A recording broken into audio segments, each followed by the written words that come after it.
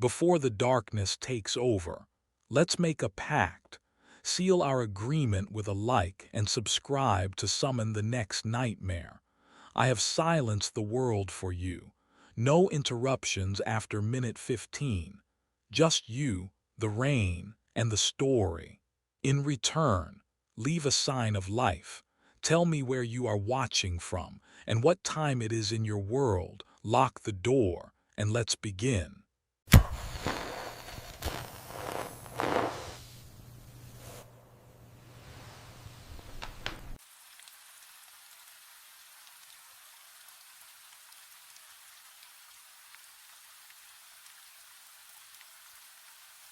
Something speaks through welded steel. 4:32 in the morning. I'm standing in Section D corridor, dosimeter clipped to my belt, and it's clicking. Faster than it should. The door in front of me is sealed, thick steel, crude welds running like scars across the seams. Warning placards faded to ghosts of themselves. The voice comes again. Rough, wet, like something speaking through damaged vocal cords. Don't open it. My hand hovers near the handle. There is no handle, just metal, solid. Please, the voice rasps. Don't. Can you imagine standing there listening to the impossible? I pressed my palm against the cold steel, felt the faint vibration of what? Ventilation. Something deeper. My mind raced back to 6 hours earlier when none of this made sense yet. 10:47 p.m. I'd clocked in for another overnight shift at Hanford Ridge, coffee in hand, the taste already going stale on my tongue. Eastern Washington stretched dark and empty outside, but I never saw it from the control room. No windows, just banks of aging monitors casting blue light across my station. The building hummed its usual mechanical lullaby, cooling tower temperatures, radiation levels, system diagnostics scrolling past in endless rows, routine. I'd done this job for 2 months. Easiest money I'd ever made. Sit alone. Watch screens. Log readings every hour. The insomnia that ruined my marriage made me perfect for it. Rebecca used to say I loved problems more than people. Maybe she was right, but that night, something felt different. Wrong. The air smelled faintly of ozone, sharp and electric, though all readings showed normal. And Section D, a section I'd never been told to monitor, kept drawing my attention to its dormant indicator light. What I didn't know yet was that light wouldn't stay dark much longer. I forced my attention back to the monitors. Temperature readings for cooling Tower 3, pressure valves, the ordinary rhythm of a night that would end at 6 a.m. with nothing in the incident log. The ozone smell faded after 20 minutes, and I convinced myself it was the ventilation system. Nothing more. My coffee went cold in the styrofoam cup. I didn't taste it when I drank. At 1:14 a.m., the alarm tore through the silence. Not the general radiation alert. This one came from a specific sector, a piercing mechanical shriek that made my teeth ache. The control panel lit up red. Section D. Radiation spike. 0.7 millisieverts and climbing. My hands moved before my brain caught up, pulling up the sector logs on screen 3. The blue glow reflected off my face as I scrolled through decades of entries. March 1991 was the last notation. Contamination incident. Permanent seal authorized. No entry permitted. 33 years. Sealed. Welded shut according to the notes. I switched to the camera feed, fingers slipping on the keys. Section D corridor filled the monitor. That long fluorescent hallway I'd walked past 100 times without thinking. The steel door sat at the end, exactly as it always had, undisturbed. The welding seams were visible even on the grainy footage, thick and crude. Nothing moved. Nothing could move. But the radiation reading kept climbing. Can you imagine sitting there, watching impossible numbers rise while the camera shows you nothing's wrong? I checked the dosimeter on my belt. Normal, the spike was localized, contained, inside a sealed room. At 1:22 a.m. the alarm stopped, just stopped. The readings dropped to baseline within seconds, as if someone had flipped a switch. I logged it as equipment malfunction, typed the words with steady hands. The keyboard was warm under my fingers, warmer than it should have been. And in the sudden silence I heard it, a sound from down the corridor, metal groaning, once, then nothing. I'd rewound the archive to March. Third night back and I couldn't leave it alone. The groaning from Section D had faded by dawn 2 shifts ago, but the timestamp in the alarm log kept pulling me back. 1:14 a.m. Equipment malfunction. That's what I'd written. I scrolled through weeks of footage, the monitor's glow washing my hands blue. The hum of the ventilation system filled the gaps between my breathing. Stale coffee smell hung in the air mixed with something metallic I couldn't place. March 5th, 4:17 a.m. The Section D camera flickered, and the door opened.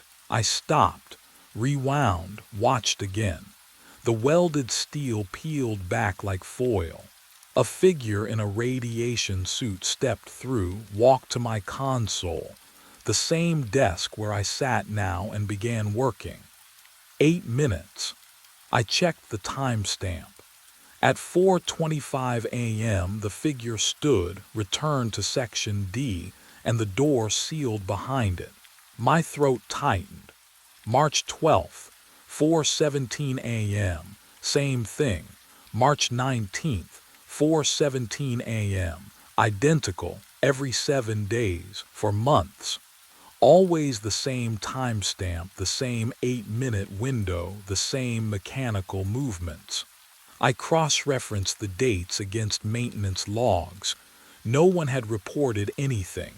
No alarms in the records except I pulled up recent files. My alarm from 2 nights ago, 1:14 a.m. Wrong time, different pattern. I checked tonight's date, March 26th. 7 days since the last occurrence. 4:16 a.m. now. Can you imagine sitting there knowing what you're about to see? Knowing you should walk away, call someone, do anything but watch. I pulled up the live feed. Split screen. Section D corridor on the left, my empty chair on the right, captured by the control room camera behind me. 1 minute. The temperature dropped. I felt it on the back of my neck, cold and wrong for a climate-controlled facility. The ventilation hummed louder, or maybe that was blood rushing in my ears. 4:17 a.m. The door opened, not on the recording, in real time. Steel peeling back in utter silence while my monitor showed it still sealed. The figure emerged, but, oh, something was wrong with the way it moved. Too smooth. Each step identical to the last, like frames repeating in a loop. It walked past the camera and I heard footsteps behind me. I didn't turn around. The keyboard began clicking. On the monitor showing my station, I watched gloved hands typing at my console. The same desk where my own hands rested, trembling now. I could hear each keystroke echoing in the empty room, but when I glanced down, the keys weren't moving. The figure typed for 8 minutes. I counted every second. At 4:25 a.m., the clicking stopped.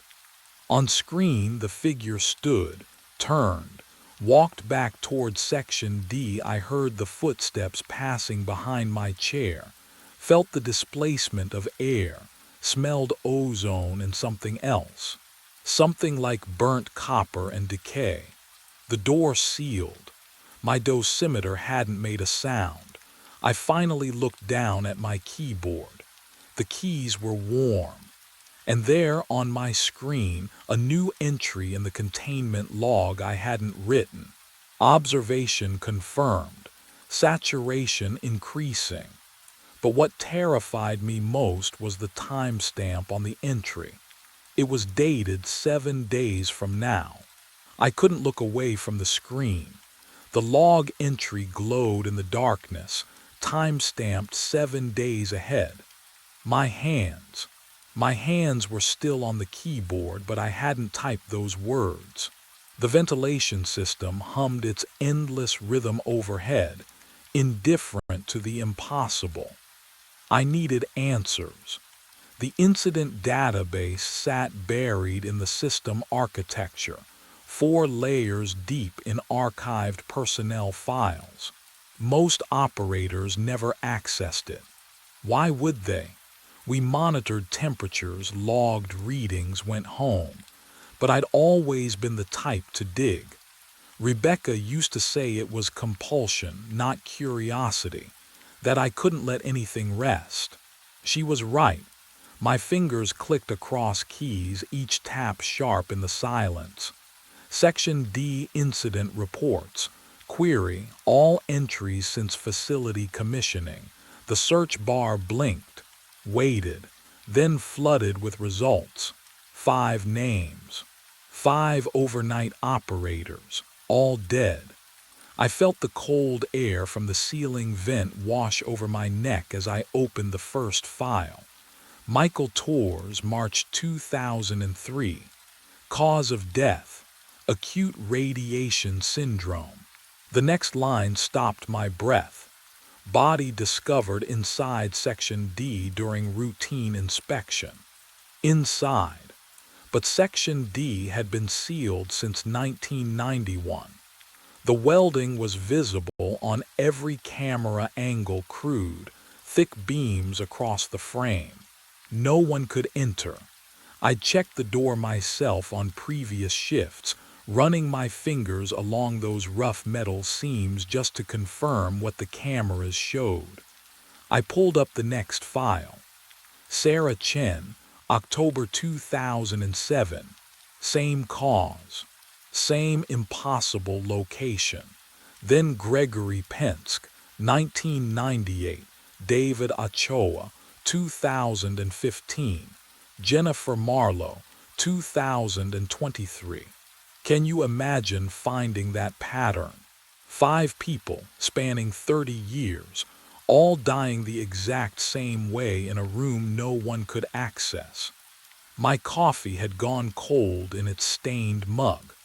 I didn't remember when I'd last sipped it. The screen's blue glow painted shadows across my hands as I scrolled deeper, searching for the origin point. There had to be something earlier. Some incident that explained why Section D was sealed in the first place. The file loaded slowly, as if the system itself hesitated to show me. March 14, 1991. Emergency Containment Protocol. Catastrophic coolant breach. And there, buried in the personnel casualty section, a name that made my dosimeter feel suddenly heavier on my belt. Dennis Kavar, technician, age 41, status, sealed during emergency response. The clinical language couldn't hide what that meant. They'd welded the door, with him inside. Lethal radiation exposure, the report confirmed. Extraction deemed impossible due to contamination levels. Time of containment, 4:17 a.m. 4:17. The exact timestamp of every alarm, every manifestation, every impossible door opening I'd watched on the archived footage. My hands were shaking now. I scrolled through Kavar's file, and the details emerged like something surfacing from deep water. He'd been conscious during the welding. Radio contact maintained for, oh God, 40 minutes after the seal. The logs included fragments of transmission, his voice degrading as the radiation cooked him from the inside. They'd listened to him die. I thought of the figure I'd seen, mechanical, precise, working at the console for exactly 8 minutes before vanishing. Was that him? Still working his shift, 3 decades later, unaware he was already dead. The break room's vending machine hummed suddenly to life behind me, its compressor clicking on. I jumped, heart hammering. Just machinery. Just the facility's endless background noise. But when I turned back to the screen, a new detail caught my eye. Kavar's personnel photo stared out from the file. A man with tired eyes and a slight smile. Someone who looked like he belonged on a night shift. Someone like me. And beneath the photo, a notation I'd missed before. Psychological profile flagged for obsessive tendencies and pattern recognition fixation. Rebecca's voice echoed in my memory. You can't let anything go, Keith. You'll chase it until it destroys you. The archive folder contained one more document. Audio file. Kavar's final transmission, timestamped 4:24 a.m., March 14, 1991. My cursor hovered over the play button. I knew I shouldn't listen. Knew that whatever obsession had killed 5 operators before me was already wrapping around my thoughts like wire. But my finger was already moving, already clicking, because that's what I do, that's what I've always done. The speaker crackled with static, and then I heard it. A voice. Rough, damaged, barely human anymore. And I realized with ice flooding my veins that I'd heard that voice before, just hours ago, warning me through the welded door, which meant whatever was happening in Section D hadn't started tonight. It had been waiting for me all along. I found Hank Bergstrom's number in the archived personnel files, scrawled in pencil beside a retirement date from 2012. My hand shook as I dialed. 3:42 a.m. Too late to call anyone. I called anyway. He answered on the first ring. You're calling about Section D. His voice crackled with static I couldn't explain. My phone was digital. Night shift operator, am I right? How did you? Because they always call. He exhaled, long and rattling. What's your name? Keith Randall. Keith. A pause. Request a transfer tomorrow. Don't ask questions, just do it. I need to know what happened to Dennis Kavar. The silence stretched so long I thought he'd hung up. Then, we welded him inside while he screamed. My coffee turned cold against my palm. Reactor went critical at 4:17 a.m. Cooling system failed. Someone had to manually override the failsafe from inside Section D. Hank's breathing grew uneven. Dennis, he volunteered, went in, stabilized it. Saved 200 lives, but the contamination, we couldn't open the door. Protocol, 1 life or 200. I tasted bile. We welded it shut while he begged us not to. Took 8 minutes to seal it properly. He was still conscious. Hank's voice cracked. Still talking to us over the radio. 40 minutes, Keith. 40 minutes before he went silent. 4:25 a.m. The ventilation hummed above me, too loud, too regular. 5 operators since then, Hank whispered. Every single one started like you, curious, obsessive, couldn't leave it alone. Found them all inside Section D with radiation burns, door still sealed. That's impossible. That's what they all said. I should have hung up.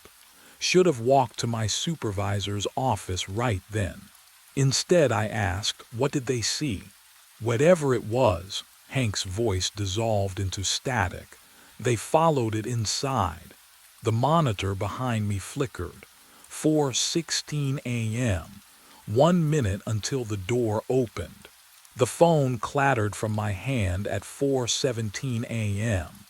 On the monitor, the Section D door swung open. Smooth. Silent. The figure emerged in its radiation suit, moving with that mechanical precision I'd watched for 3 nights. It turned toward the camera, visor reflecting fluorescent light, then disappeared from frame. I stood. My chair scraped against linoleum. This time I'd see it myself, confirm it was real, that I wasn't losing my mind like Rebecca always said I would. The corridor stretched ahead, bathed in that sick fluorescent glow. My footsteps echoed too loud against concrete. The ventilation system hummed its constant note, but underneath, was that another sound? Metal groaning? I couldn't tell anymore. Section DS door waited at the corridor's end. 30 feet. 20. 10. I reached out, palm meeting cold steel. The welded seams felt crude under my fingertips. Thick ridges of metal fused 33 years ago while a man screamed on the other side. The door was sealed. Completely sealed. No hinges that could move, no mechanism that could turn. Yet on the monitor I'd watched it open.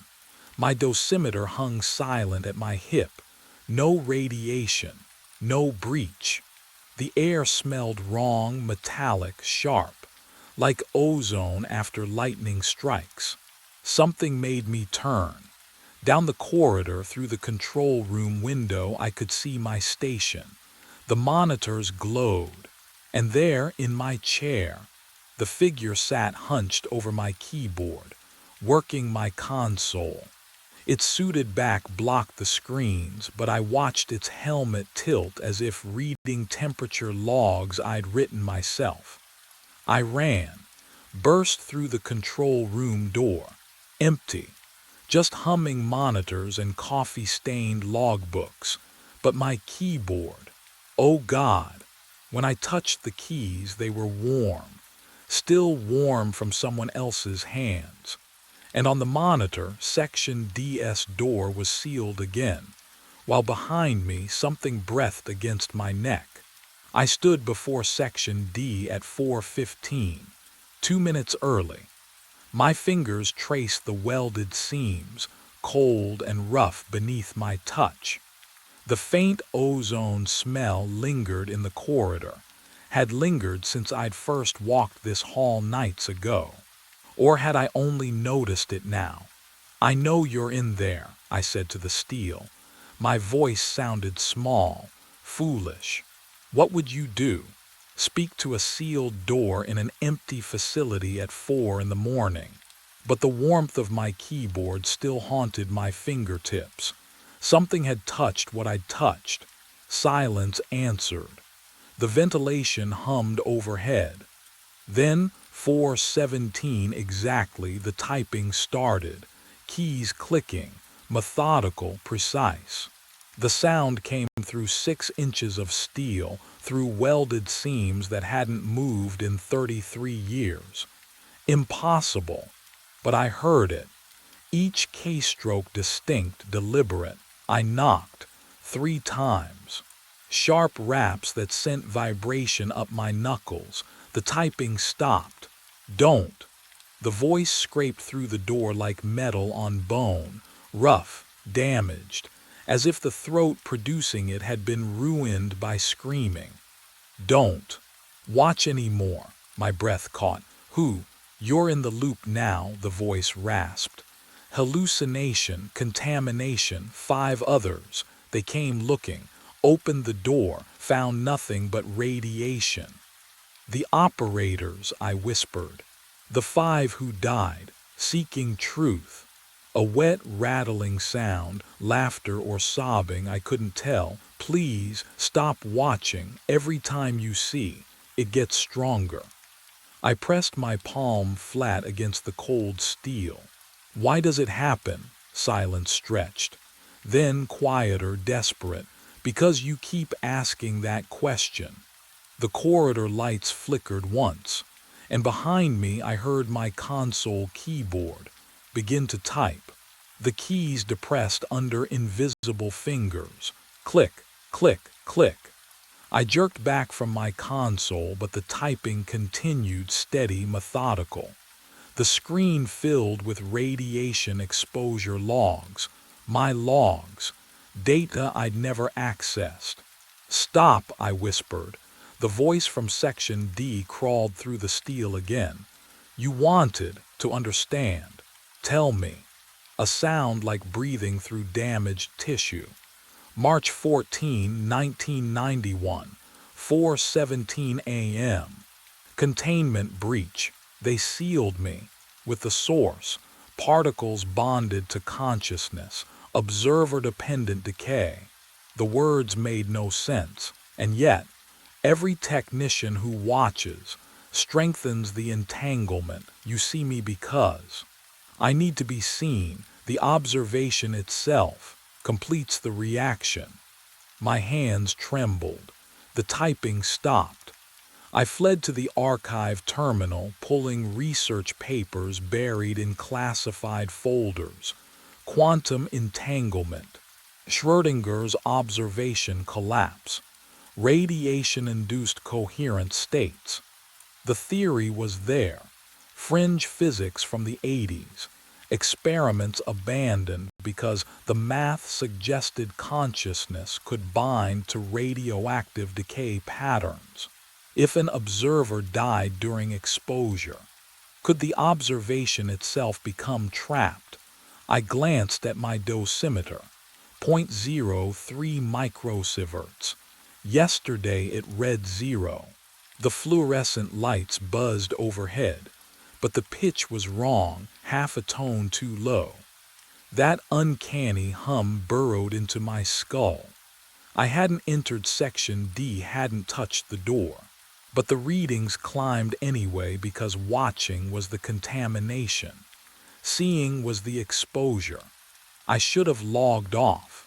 Should have walked to my car, driven until the sun rose, requested immediate transfer like Hank begged.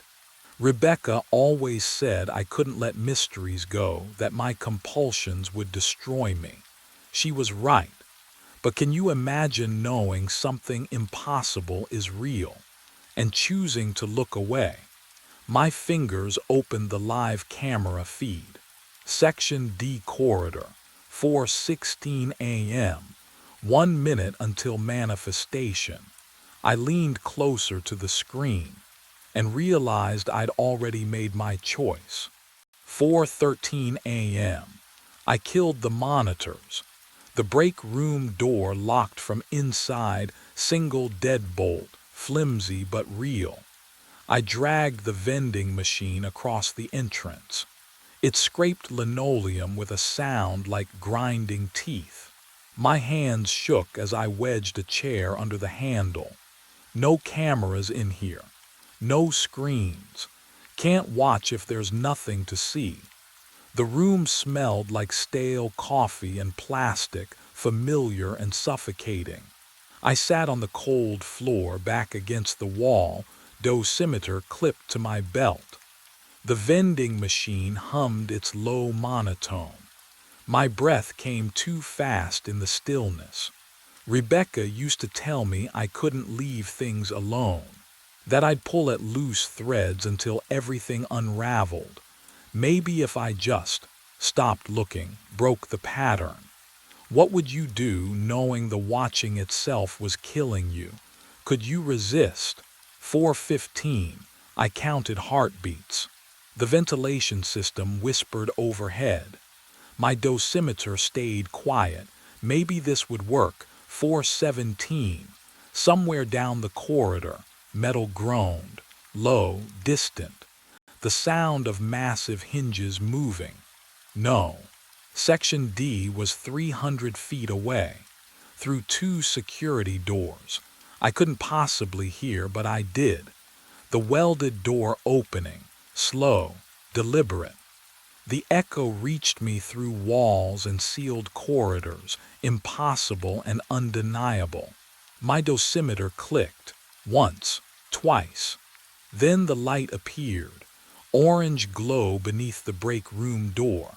Wrong color, too warm, the kind of light that comes from burning isotopes, from contaminated air ionizing. It crept across the floor toward me like liquid. The metal sound came again, closer now, though that made no sense. Groaning, scraping, as if massive steel was moving just outside my thin door. Click, click, click, click. My dosimeter accelerated. The sound filled the tiny room. The smell hit next. Burning metal, sharp and chemical. Ozone like lightning striking concrete. And underneath, decay, organic, sweet and wrong. The vending machine lurched backward. Something pushed from the other side. The door swung open. He stood in the doorway. Radiation suit yellowed with age. The visor. Oh God, the visor was fogged from inside, condensation running down like tears. But there was no face behind it. Just darkness, just absence. The figure extended one gloved hand toward me. My dosimeter screamed, a single sustained shriek. The air tasted like copper, like the moment before your skin blisters. And I understood, finally, what the others had learned too late. They found me at dawn. Morning shift said I was lying outside Section D. My dosimeter screaming, maxed out. Burns covered my hands, my face. The kind of exposure that should have killed me. The door behind me stayed sealed, welded solid, untouched for 33 years. I woke 3 days later in a hospital room that reeked of antiseptic and something underneath. Something that smelled like ozone, like burning metal. The doctors asked what happened. I told them I didn't know. And I didn't, still don't. The last thing I remember, sitting in the break room at 4:13.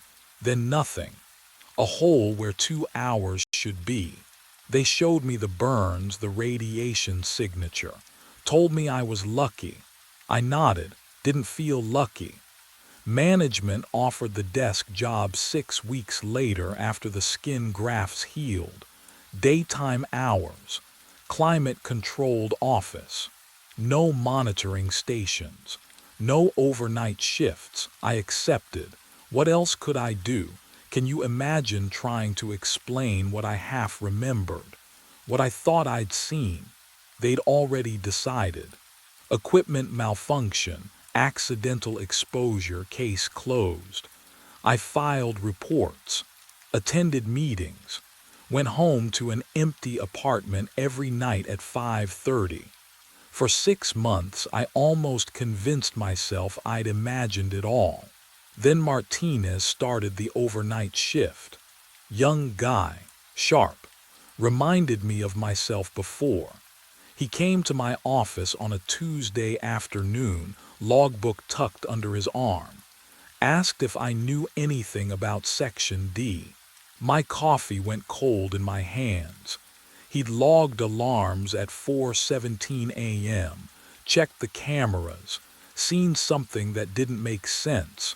I opened my mouth to warn him, then stopped, because I understood finally. Hank had warned me. I hadn't listened. Now Martinez stood there, curiosity bright in his eyes, asking questions I'd asked. The pattern didn't break. It just found someone new to carry it forward. The phone screamed at 3:33 in the morning. Line 2. The red light pulsed in the dark office like a heartbeat. I reached for the receiver, plastic cold against my palm, and pressed it to my ear. Answering service, this is Cameron. Silence, then breathing, measured, shallow breathing that matched my own rhythm exactly. Hello, I tried again. Cameron. The voice hit like ice water. Listen carefully. You're going to die at 6:33 a.m., 3 hours from now. I straightened in the chair. Prank call had to be. But something about the cadence, the coffee in the break room is poisoned. Don't drink it. Don't. Don't touch it. The voice cracked on the last word, and my throat tightened in response. Because I knew that hitch. That exact way my voice breaks when I'm scared and trying not to show it. Can you imagine hearing yourself speak when your mouth isn't moving? Who is this? I'm calling from 6:41 a.m. I'm you, Cameron, Oh God, I'm looking at the body right now. I slammed the receiver down. My hand shook. The office felt smaller suddenly. The 4 phone lines coiled like snakes on the desk. The single security monitor casting blue light across stacks of message pads. Prank. Obviously. Some kind of voice modulation app. Maybe Todd from building security, bored on his rounds, messing with the overnight operator. I forced a breath. Let it out slow. The fluorescent lights hummed overhead, that endless electrical whine that fills the skull after midnight. I stood joint stiff from 6 hours at the desk and walked to the break room. The door swung open. The smell hit first, bitter, almost almond-like, underneath the usual burnt coffee stench. And there it sat, on the counter, my mug, the chipped blue one, full, steaming. I never made coffee tonight. I didn't pour this coffee, couldn't have. My hands shake as I set the mug down on the counter, the porcelain clinking against formica. The bitter almond scent clings to the back of my throat. The security monitor. I rush back to my desk, fingers fumbling over the keyboard. The grainy feed loads in 4 squares: lobby, stairwell, break room, hallway. I drag the timeline back to 3 o'clock. There.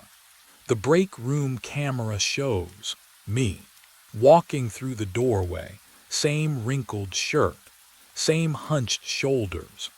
I watch myself move to the coffee pot, pour a full mug, lift it to my lips. But I never my doppelganger on screen drinks. 3 long swallows, then freezes. The mug slips from their hand, shattering across the brown tile. The body crumples. Knees buckle first, then the whole frame collapses sideways. One arm stretches out, fingers twitching against the floor. I'm watching myself die. My chest tightens. Can you imagine seeing your own corpse, knowing you're still breathing?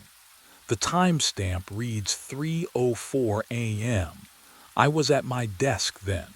I remember answering a billing inquiry. I remember the fluorescent light buzzing overhead. I lean closer to the screen. The body lies motionless for 30 seconds, a minute. The pixels blur together, but I can see the unnatural angle of the neck, the stillness of the chest. Then, movement. At 3:34 a.m., the body sits up, not gasping, not coughing, just sits up, calmly. The figure stands, brushes off its shirt, and walks out of frame toward the hallway, toward the desk where I'm sitting right now. My phone rings. The caller ID flashes my own number again, but this time the timestamp shows 3:34 a.m. From tonight, not the future. I let it ring. My hand hovered over the receiver, but I couldn't make myself lift it. The trilling sound drilled into my skull, each ring identical to the last. 7 rings, 8, 9, then silence. The air still carried that bitter almond smell from the break room, clinging to my clothes like smoke. I needed help. Someone who could explain what I just watched on that footage. I grabbed my cell phone and pulled up Vivian Cross's contact. My supervisor, she'd know what to do. The call connected. One hollow ring. Then a soft click. Dead air, not voicemail, just nothing. I tried again. Same result. One ring, click, silence. My fingers were shaking now. Can you imagine trying to type when your hands won't stop trembling? But I managed to open my messages. Todd Brenner, building security. He was supposed to be on shift tonight. Help. Something wrong with office. Please come to 3rd floor. Urgent. I watched the message send. Watched the status change from delivered to read at 6:27 a.m. The little indicator showed Todd had opened it, seen it, but no typing bubble appeared. No response. Todd, read at 6:27 a.m. Todd, read at 6:28 a.m. I tried the main desk line. One ring, disconnect. The police non-emergency number. One ring, disconnect. My own cell carrier's customer service. One ring, disconnect. Every single call. I stood up so fast the chair rolled backward and hit the wall. The office door, I grabbed the handle and twisted. Locked. I hadn't locked it. The deadbolt was engaged from the outside, the kind that needs a key on both sides. My breath came in short gasps. The windows didn't open.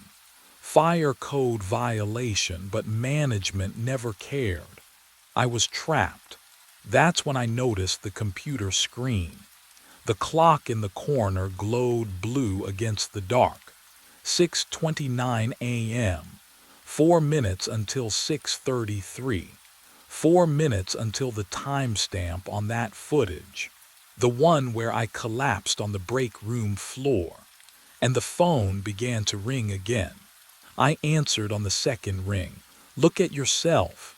The voice was mine, but not lower, ragged like I'd been screaming for hours. Right now, look. Who? Your lips are already blue, the voice rasped.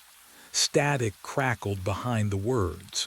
Skin's gone gray around the edges. You're sitting in that chair, and you're dying. My hand moved to the dark monitor. The screen reflected my face in its black surface. Oh God. My lips were pale, not quite blue, but wrong, bloodless. I touched them. My fingertips felt cold. Not the air-conditioned chill of the office, something deeper, something inside. You feel it now, don't you? My voice. My exhausted, broken voice. The numbness creeping up from your fingers. The metallic taste at the back of your throat. I did taste it. Copper and something bitter. My stomach lurched. I bent over the trash can, tried to force it out, whatever poison was working through my veins. Nothing came. Just dry heaves that left my ribs aching. It doesn't work, the voice said, flat, defeated. You absorbed it hours ago, you just don't remember drinking it. I wiped my mouth with a trembling hand. What are you talking about? This is the 9th loop, Cameron, the 9th. You've died 8 times already, same chair, same timestamp, and every time you loop back. A wet, rattling breath. You don't remember any of it. My reflection stared back from the monitor. Lips definitely grayer now. The overhead fluorescent buzzed, flickered once. Can you imagine forgetting your own death 8 times? Why don't I remember? My voice cracked. The line went silent, just static, just my own breathing echoing back at me. Then, because something doesn't want you to, my fingers found the mouse. Still cold, still numb. The metallic taste coated my tongue as I clicked through the call system, pulling up the log history. The monitor's blue glow made my skin look corpse pale, or maybe that wasn't the screen at all. 3:33 a.m. Today's entry sat at the top. I scrolled down, there. Same timestamp, different date, 2 weeks ago, another one, 5 weeks back. My breathing sounded too loud in the empty office. That wet, shallow rhythm you can't quite control when panic starts winning. The hard drive whirred as I kept scrolling, and each click of the mouse echoed against the walls like a countdown I couldn't stop.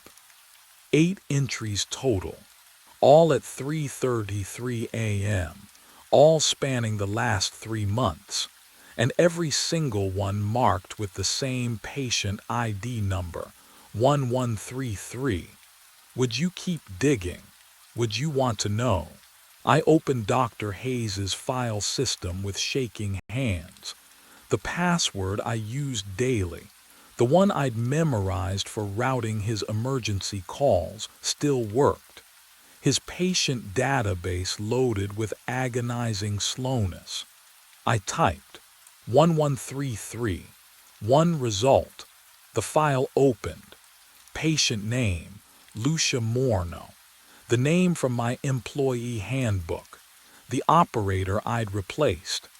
The woman whose desk I inherited, whose coffee mug rotation I'd accidentally continued, whose chair still smelled faintly of lavender perfume under the stale air. I scrolled down, and the words appeared in clinical, sterile formatting. Status, deceased. Cause of death, acute cyanide poisoning.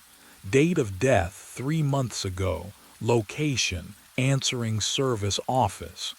3rd floor. My eyes caught on the final line of the incident report, and something cold slithered down my spine that had nothing to do with poison. Body discovered in operator's chair. The same chair that creaked beneath me right now. My hands shook so hard I knocked the keyboard off the desk.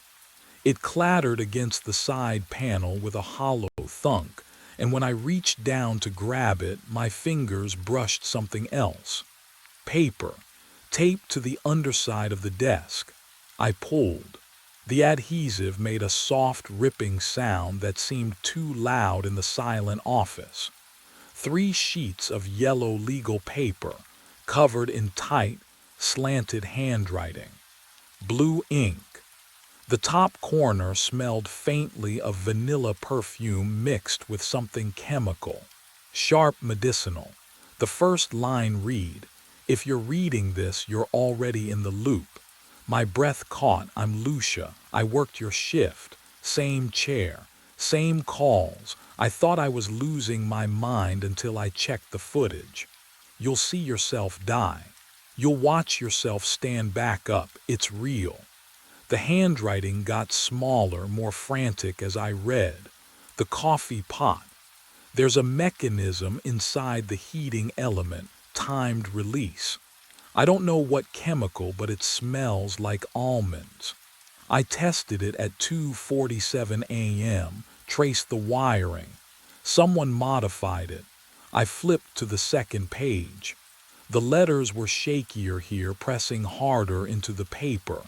I tried to destroy the pot, smashed it, unplugged everything.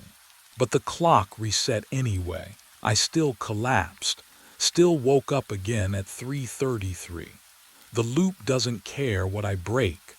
The third page had only 4 lines. I think I already drank it. In a timeline I can't remember. It doesn't matter what I break now, I still die because I already did. Below that, a single word underlined 3 times. Run. The phone rang.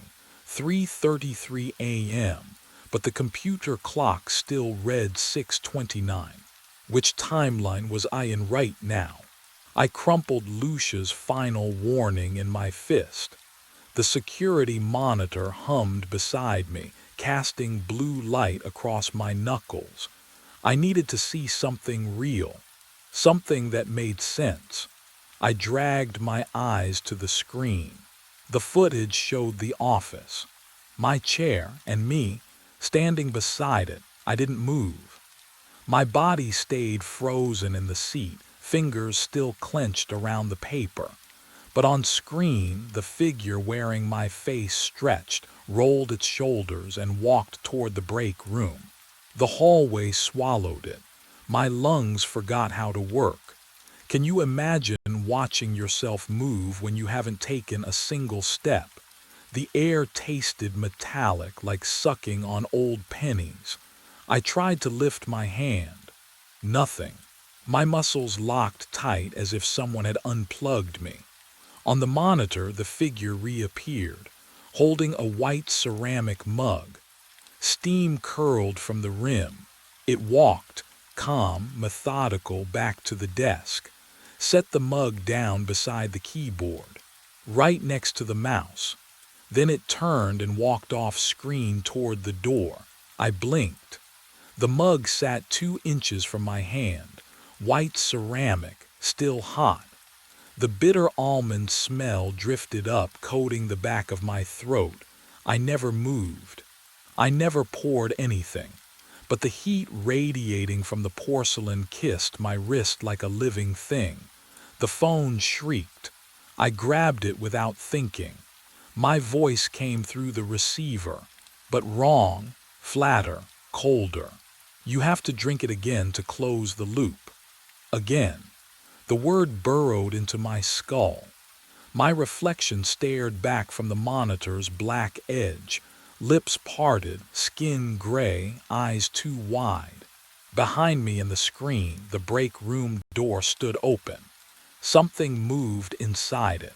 I tore myself from the chair. My legs obeyed this time, clumsy, shaking, but mine. I stumbled to the break room, grabbed the steaming mug from my desk, and hurled it against the cinder block wall. Ceramic exploded. Dark liquid sprayed across beige paint like arterial spatter. The other mugs followed. 1, 2, 3. I swept them from the shelf, listened to each shatter against brown tile, a percussion of defiance. The coffee pot sat there, innocent and mocking, its red brew light glowing. I yanked the plug from the wall. The light died.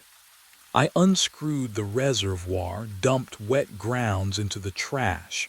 They clumped in my shaking fingers, gritty and obscene, leaving black crescents under my nails. My breath came hard, fast. For the first time in hours, I felt real. Then the computer clock blinked. 6:29 became 3:33. No transition, no warning, just. Backward, the phone rang. I picked up before I could think, before I could stop myself. The voice wasn't mine. It was older, flattened like words spoken through a broken radio. "You are interference," it said. Each syllable clicked, mechanical and cold. The loop must complete. I looked at the security monitor. The footage was moving backward. My doppelganger walked in reverse across the office, smooth and wrong like film rewound. It glided into the break room, steps erasing themselves. On screen, the shattered mugs. Oh God! The shards pulled together, crawled up the wall, fused into whole ceramic. Coffee droplets lifted from the floor, arced backward into reassembled cups. In my hand, the hand I could see in front of me right now, a mug appeared, warm, full. The bitter almond smell flooded my nose, my throat, my lungs. What would you do when reality itself refuses your resistance? I threw the mug at the window. The glass exploded outward in a spray of jagged fragments. Cold air rushed in, carrying the smell of rain and asphalt. And underneath it still, that bitter almond scent clinging to my clothes. I grabbed the chair, swung it hard against the remaining shards jutting from the frame. My hands found the edge, sharp, real. I hauled myself up the glass. It was flowing, liquid mercury in reverse. Fragments lifted from the parking lot 3 stories below, drifted upward like petals caught in an updraft. They slotted back into place with soft clicks, seamless. The cold air sealed away. The window became whole again. I pressed my palm flat against it, solid, mocking. Outside, the parking lot stretched empty under a single flickering lamp. Rain made halos around the light, and there, one car, mine. Navy blue sedan, same dent in the rear bumper where I'd backed into a post last year.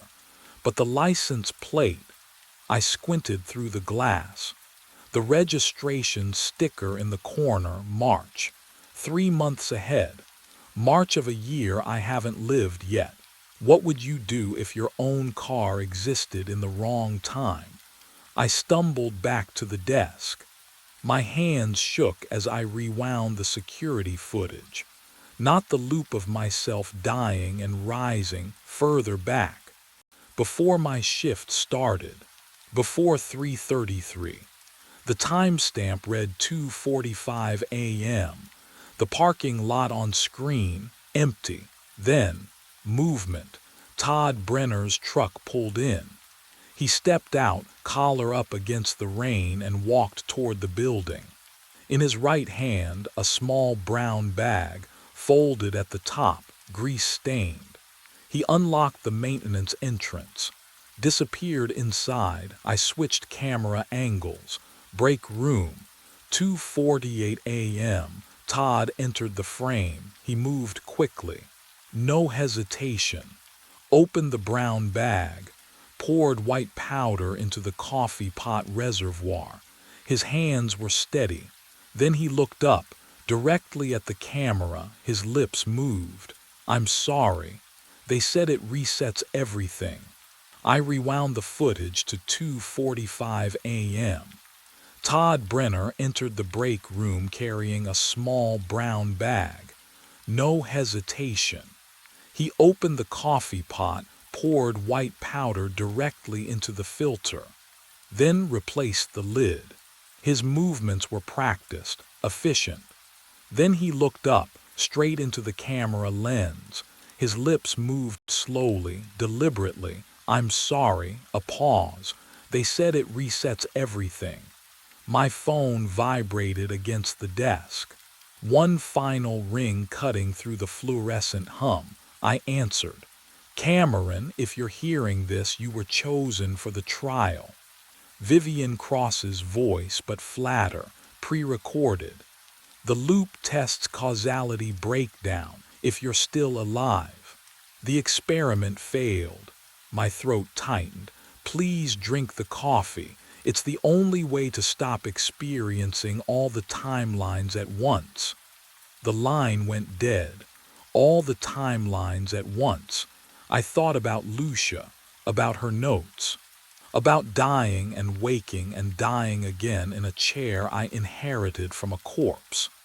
What would you do, knowing the poison was always there, in every version, in every loop you can't remember living? The mug sat beside my keyboard. I didn't see it arrive, but there it was, still warm. I lifted it with both hands.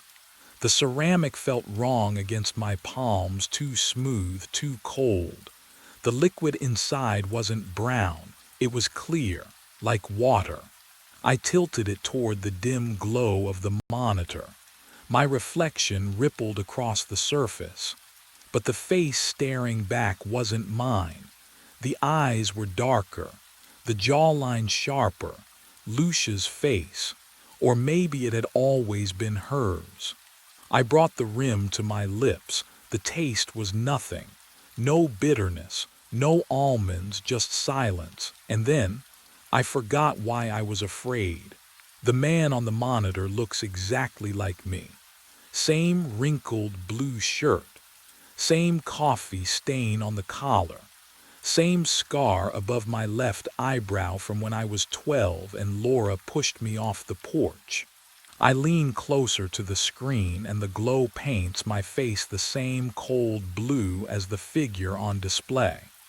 But this is the telescope feed, the observatory telescope, the one pointed at the stars, the one that should be transmitting images of distant galaxies and empty space. Not this, not the control room, not me sitting in this chair. The image updates, a flicker, a refresh. And now there are two of me on screen, one sitting, one standing behind the chair. The standing version holds something in his right hand. I squint at the pixelated edge. Metal, long handle, the wrench from the tool cabinet. The one I used 3 days ago to tighten the mounting bolts. The standing Carson raises it slowly, deliberately, above the seated Carson's head. My throat goes dry. The seated version on screen does not turn around, does not see, just stares at the monitor like I am staring now, watching himself. Watching me, I should move, should stand, should do something, but my hands grip the armrests. The vinyl is cold, too cold, the kind of cold that seeps through skin and into bone. How long have I been sitting here? The wrench rises higher. I open my mouth to shout to warn the Carson on screen, but the air tastes wrong. Metallic, sharp, like ozone after a lightning strike. That smell that means something burned, something broke. Then I hear it, breathing, not mine, behind me.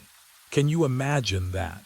The exact moment you realize the thing you are watching is watching you back. I spin in the chair, fast, too fast, the room tilts. And there it is, metal falling through fluorescent light. A wrench, descending toward my skull. I throw my hands up, feel nothing. Then I am sitting in the chair again, hands on the armrests, facing the monitor. On screen, a body crumples, my body. The standing Carson drops the wrench. It clatters. He bends down, grabs the body by the ankles, and drags it toward the corner where the shadows pool. But I am still sitting here, still breathing, still watching myself disappear into the dark. My mind claws backward. 14 nights before that monitor showed me dying. The control room was empty when I arrived. Cold air leaked through the narrow windows. I unlocked the tool cabinet, counted the wrenches by habit. 3. The same 3 that had hung there for 6 months. Equipment hummed its usual lullaby. I logged in at 11:58, 2 minutes early, always 2 minutes early. The telescope was in standby mode, exactly where I'd left it. I poured burnt coffee from the thermos, the kind that keeps you wired but never truly awake. My hands smelled like metal and dust. Outside, New Mexico stretched black and infinite. No headlights, no neighbors. Just me and 8 tons of steel pointed at nothing. The monitor flickered. I glanced up. The telescope status had changed. Active, coordinates locked, deep space sector ZK7. I stared at the screen. I hadn't touched anything. My fingers moved to the keyboard. Override command. Enter. The cursor blinked. Nothing happened. I typed abort. The system ignored me like I wasn't even there, like my commands were coming from some other timeline. The telescope motor engaged with a low grind. Through the window, I watched the massive barrel pivot, smooth, deliberate, aiming at coordinates I absolutely did not program. My chest tightened. 40 light years out, empty space. No catalogued objects. What could you even see out there? I tried pulling the power cable. My hands actually shook. The screen stayed bright. The download bar appeared. 0%, 1%, rising. Behind me, metal clinked softly against metal. I turned. The tool cabinet hung open, swaying slightly. Inside, 2 wrenches remained on their hooks. The third was gone, but I was alone, wasn't I? The progress bar reached 100%. The image bloomed across the monitor in crisp detail, and for 3 heartbeats I forgot to breathe. A planet hung there against the black, blue and white and familiar. City lights clustered along coastlines, geometric grids of streets, the glow of civilization spreading like fungus across dark continents. I leaned closer. The screen's pale light washed over my face, cold as moonlight. My fingers found the zoom controls and the image sharpened. There, the unmistakable sprawl of Lowe's Angels, the distinctive curve of New York Harbor, Chicago's perfect grid, Earth. But the coordinates blinked in the corner. 40 light years out, Deep Space Sector ZK7. I pulled up the archive maps, hands trembling now. 1985 topographical data, overlaid them on the telescope image. The match was perfect. Every coastline, every city boundary, down to individual highway systems that hadn't existed in 1970 and wouldn't survive past 2003. 40 light years away, which meant 40 years ago. Light speed. Simple math. I was looking at Earth from 1985. Except I pivoted in the chair, stared through the narrow window at the telescope's massive silhouette against the New Mexico stars. The barrel pointed northeast, toward empty space, toward nothing. The air tasted like copper and ozone. My breath came shallow now, loud in the silence. Can you imagine discovering that the universe is looking backward at you? That something out there is reflecting what shouldn't be possible? I checked the building perimeter cameras. All feeds showed empty desert. The parking lot held only my truck. The hallways stretched dark and vacant. I was alone, completely alone. So why did the image on the screen show a shadow crossing the control room floor behind my chair? I turned back to the keyboard and programmed 30 light years.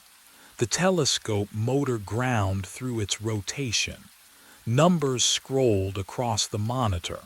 I held my breath as the image resolved. And there it was, Earth again. But when I pulled up the archive comparison, my hands started shaking. 1995. The coastlines matched perfectly. Ice shelf boundaries. Urban sprawl patterns from exactly 30 years ago. My throat felt tight. I programmed 20 light years. 2005. 10 light years. 2015. Each scan brought me closer to the present, each image a perfect snapshot of Earth from exactly that many years in the past. The telescope was somehow peeling back time itself, layer by layer. What would you do if every test you ran confirmed the impossible? I grabbed my phone. Dr. Pritchard needed to see this. The plastic felt slick against my palm as I dialed. One ring, two rings, three, voicemail. Alan, it's Carson. Something's happening with the scope. Call me back, please. My voice cracked on that last word. I hated how small I sounded. I programmed 5 light years. My finger hesitated over the enter key. The image downloaded. 2020. But something was different now. The cities on screen had a strange, cold blue tint, like they'd been dipped in frost. I leaned closer to the monitor. That smell, sharp and metallic, like the air after lightning strikes. Ozone. Why would a digital image smell like anything? The scent grew stronger. I touched the screen, warm, almost hot. The blue tint pulsed slightly, breathing in rhythm with something. The telescope motor clicked off, but the smell remained, filling the control room with the tang of electricity and burned metal. And I realized the odor wasn't coming from the monitor at all. It was coming from behind me. I spun around. Nothing. The control room stretched empty behind me, but the metallic tang hung in the cold air like someone had been welding inches from my face. My pulse hammered against my throat. The computer chimed. A notification I'd never seen before, yellow triangle in the corner. I clicked it. A hidden directory appeared. Feldman_logs. Hugh Feldman, the guy who worked this shift before me. The one who vanished 6 months ago without cleaning out his locker or cashing his final paycheck. I opened the first file, dated 8 months back. The entries read like my own notes. Telescope locking onto unprogrammed coordinates. Override failure. Images of Earth from impossible distances. Hugh's handwriting, digital, clinical, deteriorated with each log. By month 7, the sentences fragmented. Repetitions. Capitalized warnings. Do not scan closer than 5 light years. Too late for that advice. His final entry was 3 words. The eye sees itself. Below that, a command log. Hugh had programmed 0 light years the night he disappeared. 0. The telescope aimed at nothing. At here, I scrolled down, felt my stomach drop. An attachment, image file, I clicked it. The photo loaded slowly top to bottom. It showed the control room, this room, from directly above. The angle impossibly steep, like someone floating near the ceiling, camera pointed straight down. In the image, a figure sat hunched at the monitor. Hugh, I assumed. The timestamp read the night he vanished. But the quality was wrong. Too sharp. Too clear, not security footage. This came from the telescope. Someone, something, had been watching from space. Watching him, watching this room. And if Hugh programmed 0 light years that night, then whatever looks down at us isn't 40 light years away anymore. My fingers hovered above the keyboard. 0 light years. Current time. The command Hugh had programmed the night he vanished. I should have walked away, called someone, driven until the sun came up and I could pretend none of this was real. But you already know I didn't. Would you have? When every scan brought the answer closer, when the pattern begged to complete itself, could you have left it alone? I typed the coordinates, hit enter. The telescope motor engaged with a sound I'd never heard before. Not the smooth electric hum of tracking distant stars. This was grinding, metal against metal. The mounting gears shuddered through the walls, through the floor. I felt it in my teeth. The whole structure groaned as the telescope pivoted, downward, pointing at the ground beneath me. The image began to load, line by line, top to bottom, cold blue light washing across the monitor. That ozone smell flooded the control room, sharp, electric, wrong. I tasted copper on my tongue. The temperature dropped. My breath came out in clouds. The image resolved. Oh, oh God, this room, from directly above. As if someone had removed the roof and ceiling and looked straight down. There was my chair, the monitor, the tool cabinet with its door hanging open, and sitting at the desk, hunched forward, staring at a screen, me. I was looking at myself from above. But that wasn't the worst part. Standing behind my chair, just over my left shoulder, close enough to touch, another me. Same clothes, same face, same everything. Except this version held something in his right hand. The wrench. The one that had vanished from the cabinet 2 weeks ago. On the monitor, the wrench began to rise. I sat perfectly still. Didn't move. Didn't breathe. Behind me, behind my actual chair, not the one on screen, I heard breathing. Slow, steady, perfectly matching my own rhythm. I didn't wait to see. I ran. My footsteps echoed, too loud, too sharp against the linoleum. The hallway stretched ahead, fluorescent lights flickering in sequence like dominoes falling away from me. 10 feet to the exit. I'd walked it 1,000 times, but the door, it kept receding. 20 feet, 30. My lungs burned. The ozone smell thickened, metallic on my tongue. The exit sign glowed red in the distance, impossibly far now, and my legs pumped harder, but the walls blurred past in slow motion. Finally, my palm slammed against the push bar. Cold metal, real, solid, I shoved through, into the control room, the same chair, the same monitor, the same hum of the telescope motor beneath the floor. No, I spun back. Tried the door again. Threw my whole weight against it. The hallway appeared normal now, short, familiar. But when I ran, it stretched again like taffy pulled by invisible hands. The exit dissolved into the control room behind me. Every path looped back. What would you do when the walls themselves reject your escape? I grabbed the metal stool, swung it at the monitor. Glass exploded in a cascade of glittering shards. The impact jarred my shoulders. Sparks spat from the fractured casing, but the image remained on the broken glass, still glowing, still showing the control room from above, still showing me seated.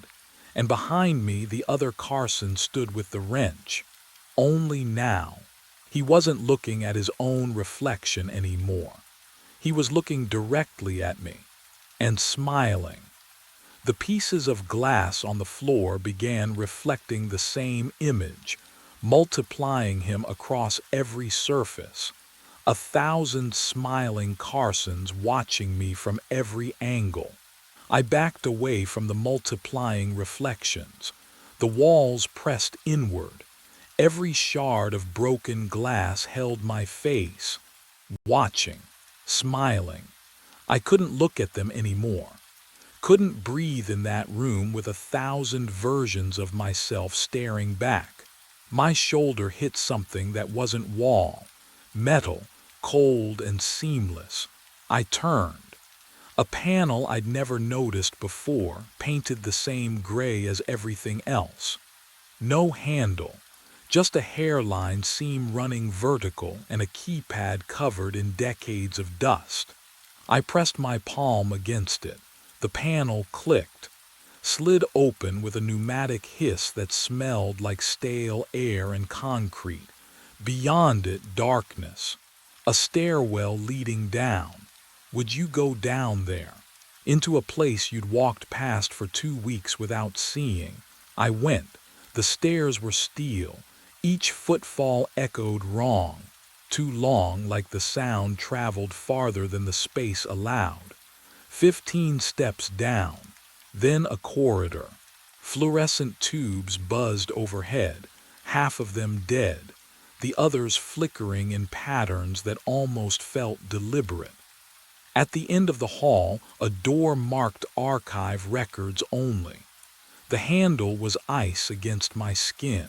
Inside, file boxes lined metal shelves from floor to ceiling.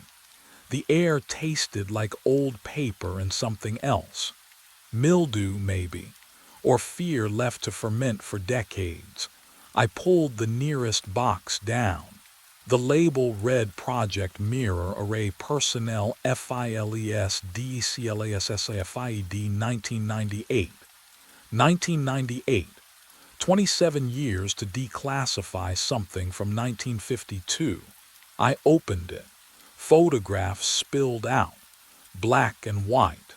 Men in ties and women in pencil skirts standing before equipment I didn't recognize.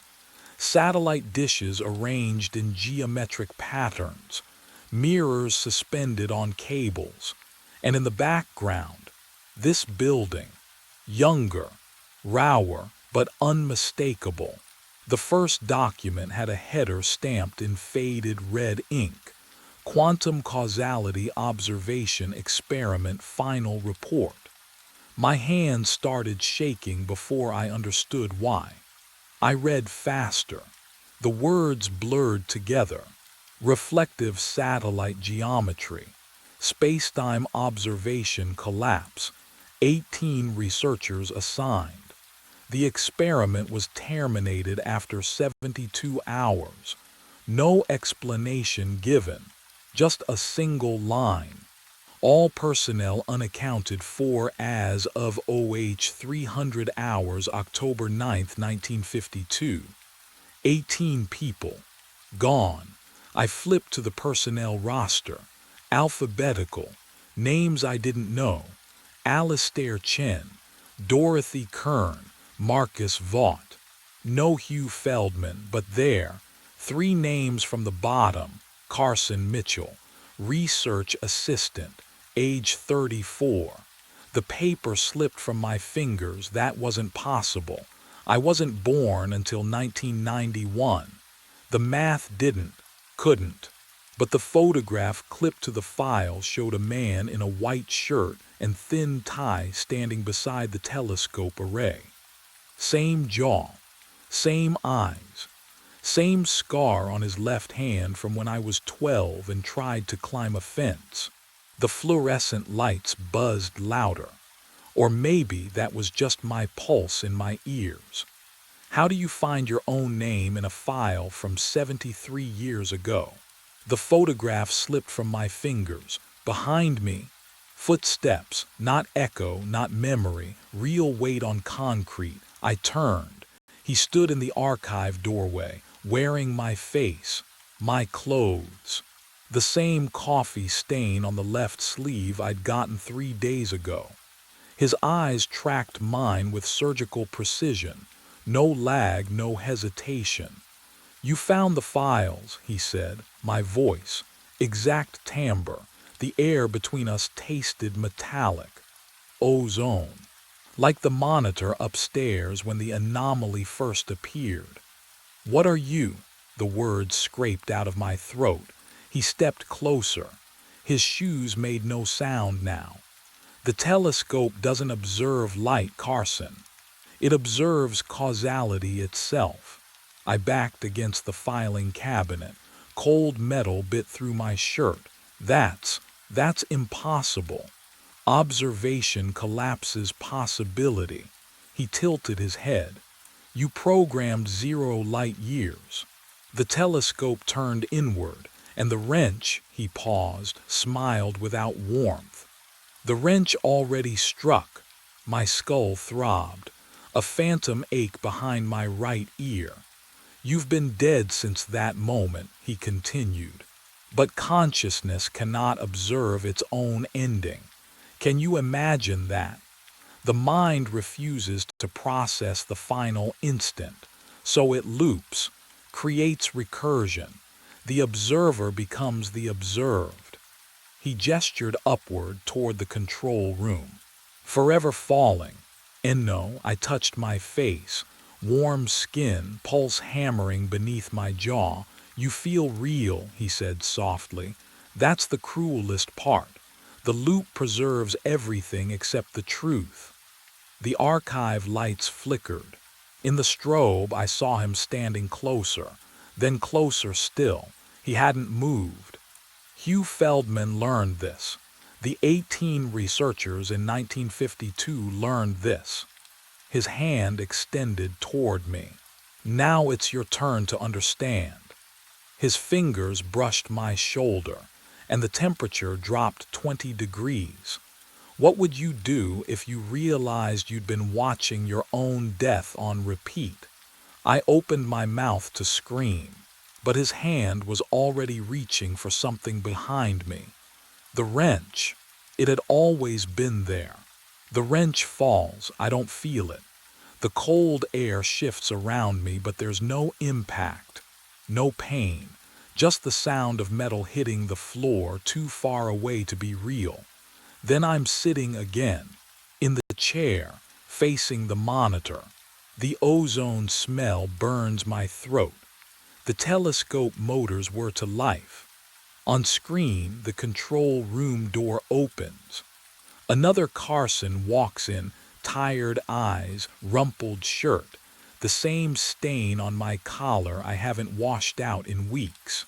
He sits down, right where I'm sitting. His hands move across the keyboard, programming coordinates.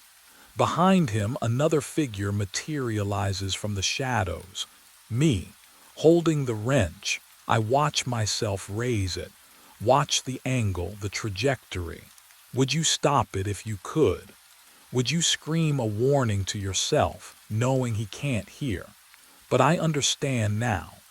The loop doesn't trap me, it requires me. The telescope collapsed causality when I programmed 0 light years, turned observation inward until the system devoured itself. And consciousness cannot witness its own ending, so it fractures. Observer, observed, weapon, victim, all roles occupied simultaneously, forever folding back. The wrench sits beside the keyboard. It's real, solid, cold metal warming under my palm. I stand. My legs move without resistance, carrying me behind my own chair. The temperature drops so fast my breath fogs the air. The telescope hums deeper, a sound I feel in my chest, a frequency that shouldn't exist. On the monitor, the image updates. I see myself standing behind the chair, the wrench in my hand rising. I raise it. The eye sees itself. The wrench falls. Cold metal pressed against my cheek. I jerked awake. My breath fogged white in the air, thick and wrong. The hum, that constant electric hum that filled Save Mart every night. It was muffled here, distant. I pushed myself up. Concrete floor, steel walls, the meat freezer.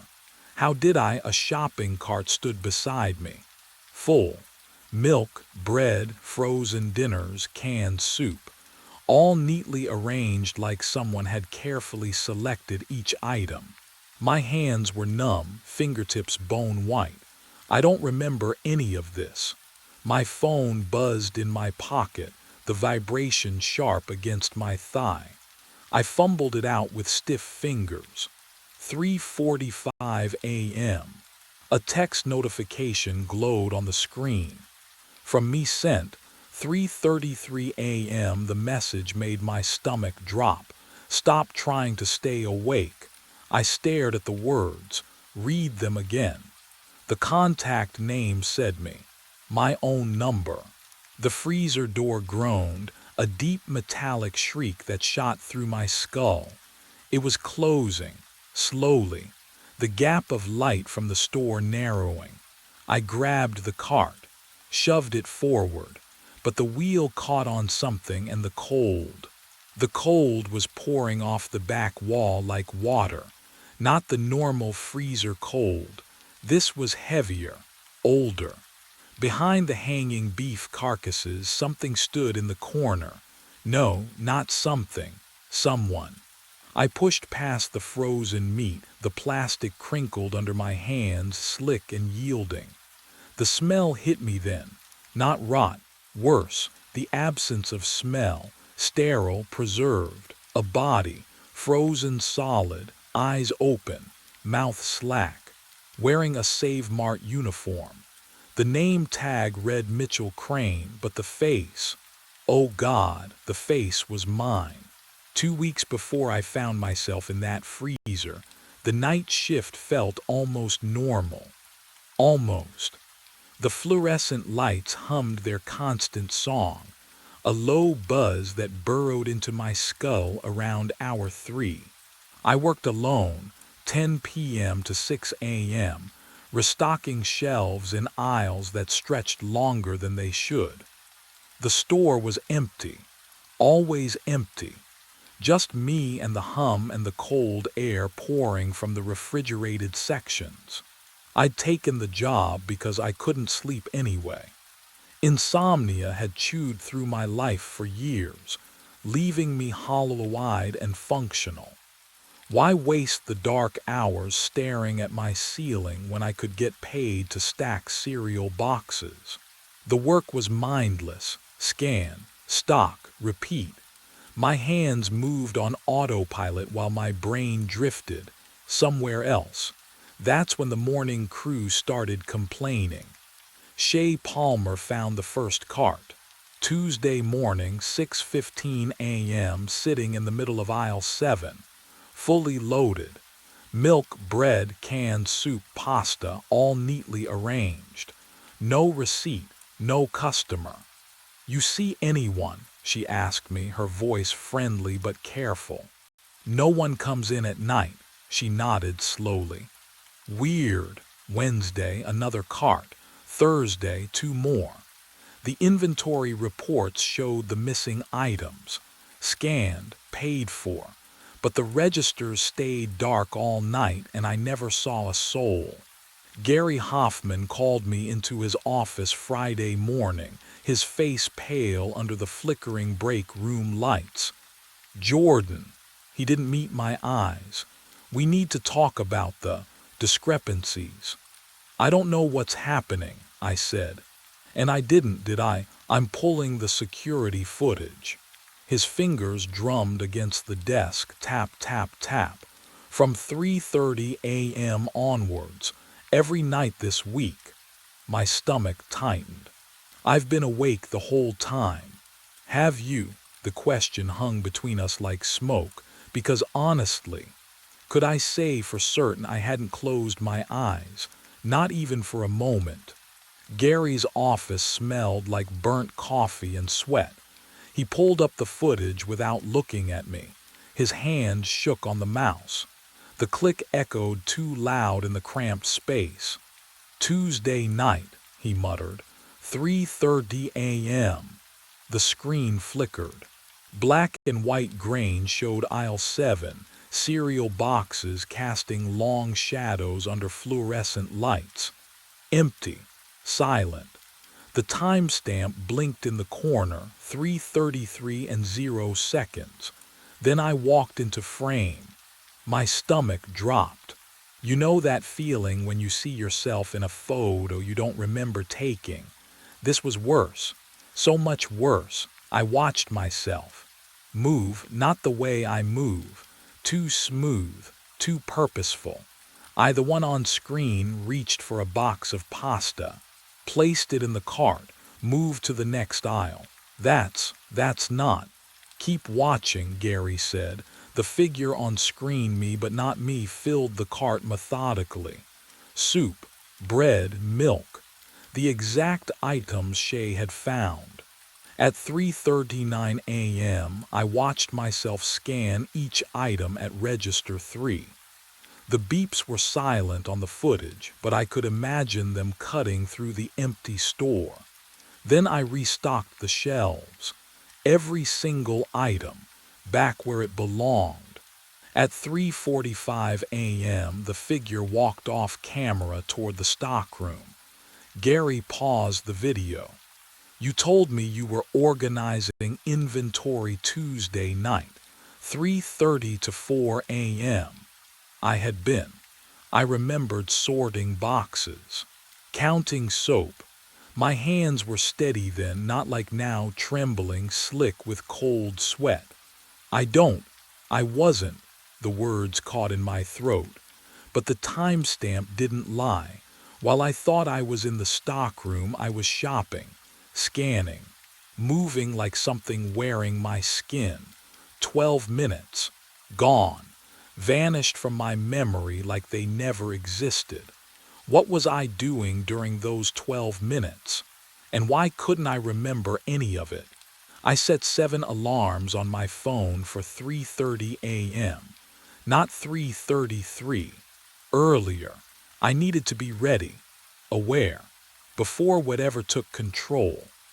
The footage played on loop in my mind, my own hands selecting groceries, my own body moving through the aisles like I belonged to someone else. I wouldn't let it happen again. What would you do if you couldn't trust your own memory? The fluorescent lights hummed overhead as I stocked canned vegetables. 9 rows of kidney beans. I counted each one, stayed focused. 3 a.m. came and went. I checked my phone every 30 seconds. 3:29, 3:30. The alarms erupted, 7 overlapping beeps and buzzes. I silenced them. My heart hammered against my ribs.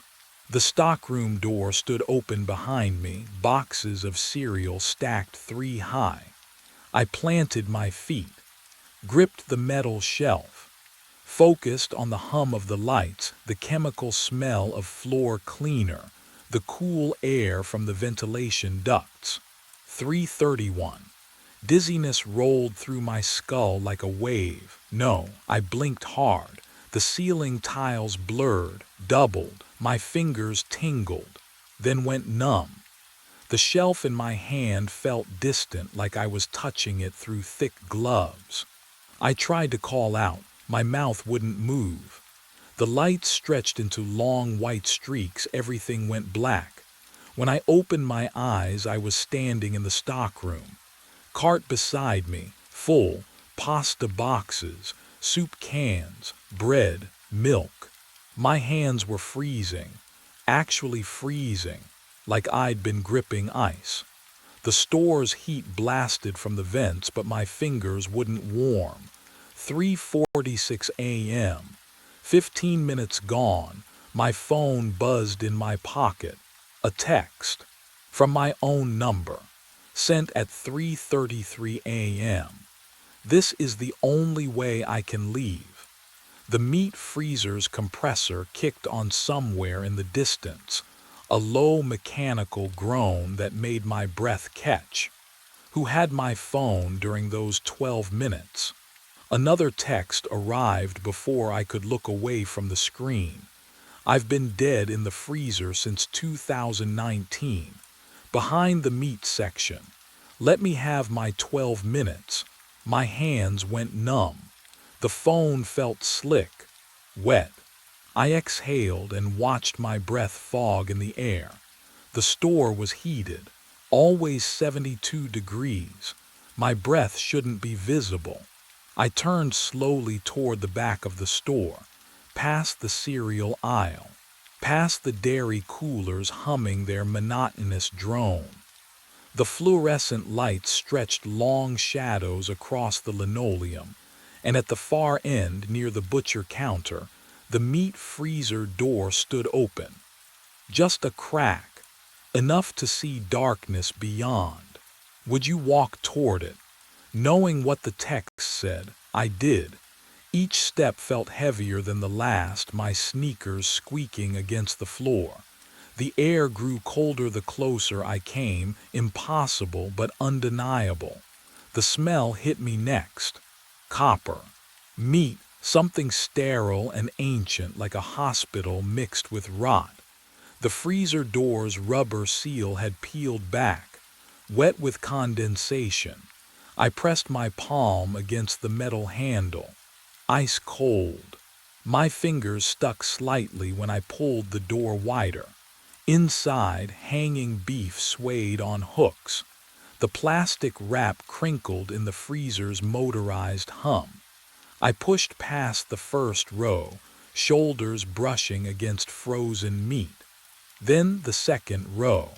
My phone's screen lit my path, a pale blue glow reflecting off frost-covered walls. At the back corner behind the largest side of beef I saw it.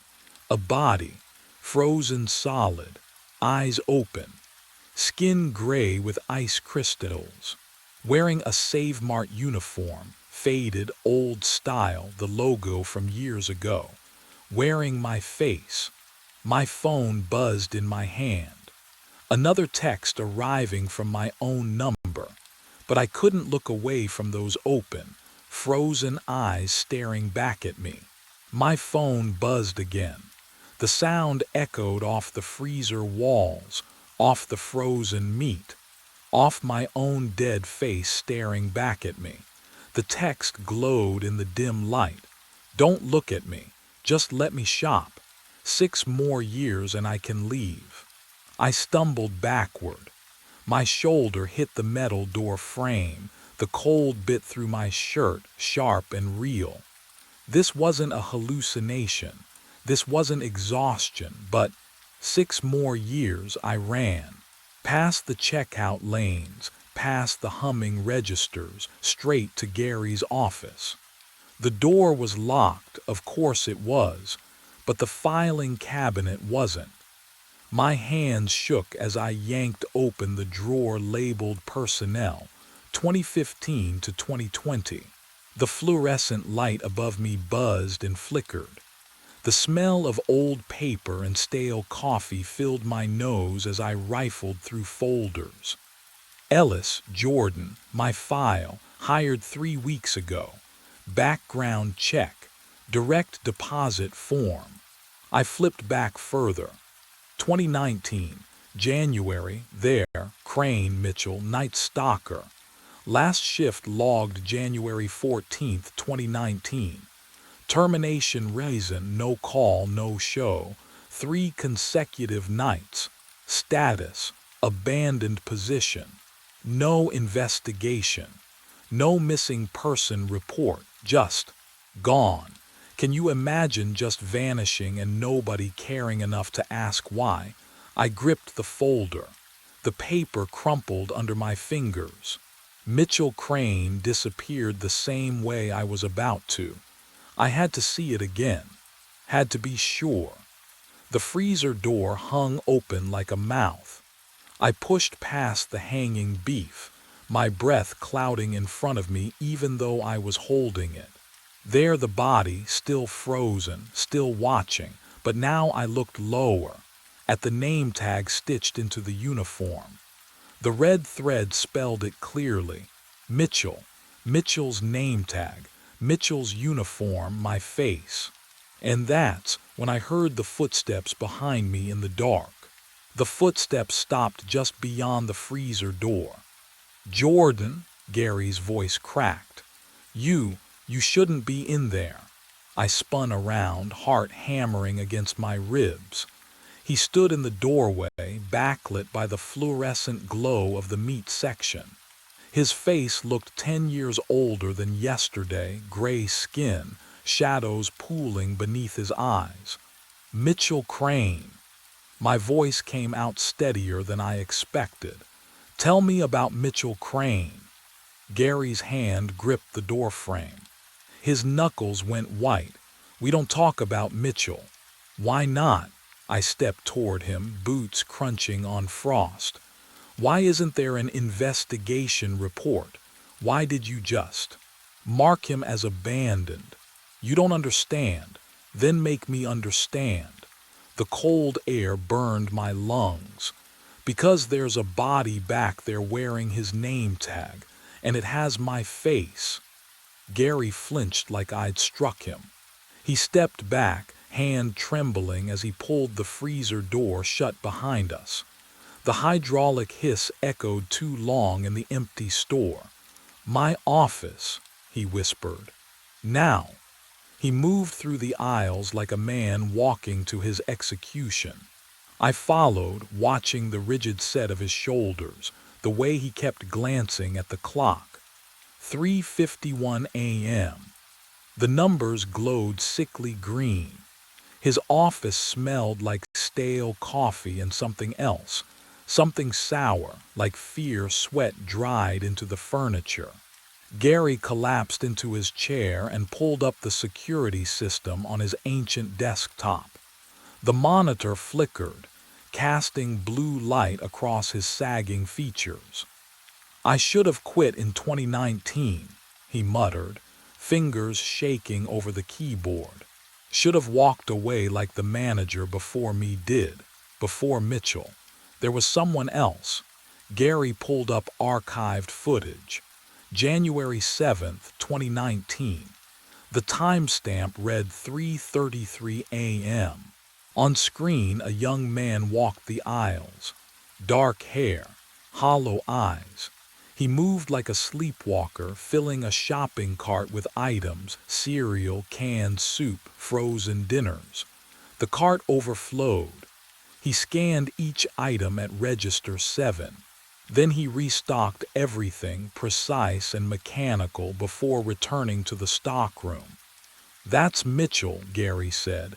His voice had gone flat, dead. "Every night for 2 months. Same routine. 3:33 to 3:45. 12 minutes exactly." The footage quality was poor, grainy, but I could see Mitchell's expression. Vacant, absent, like watching a puppet with cut strings still trying to dance. "He told me he was blacking out," Gary continued. "Said he'd find carts he didn't remember filling. I told him he was just tired, overworked." He laughed, a bitter, broken sound.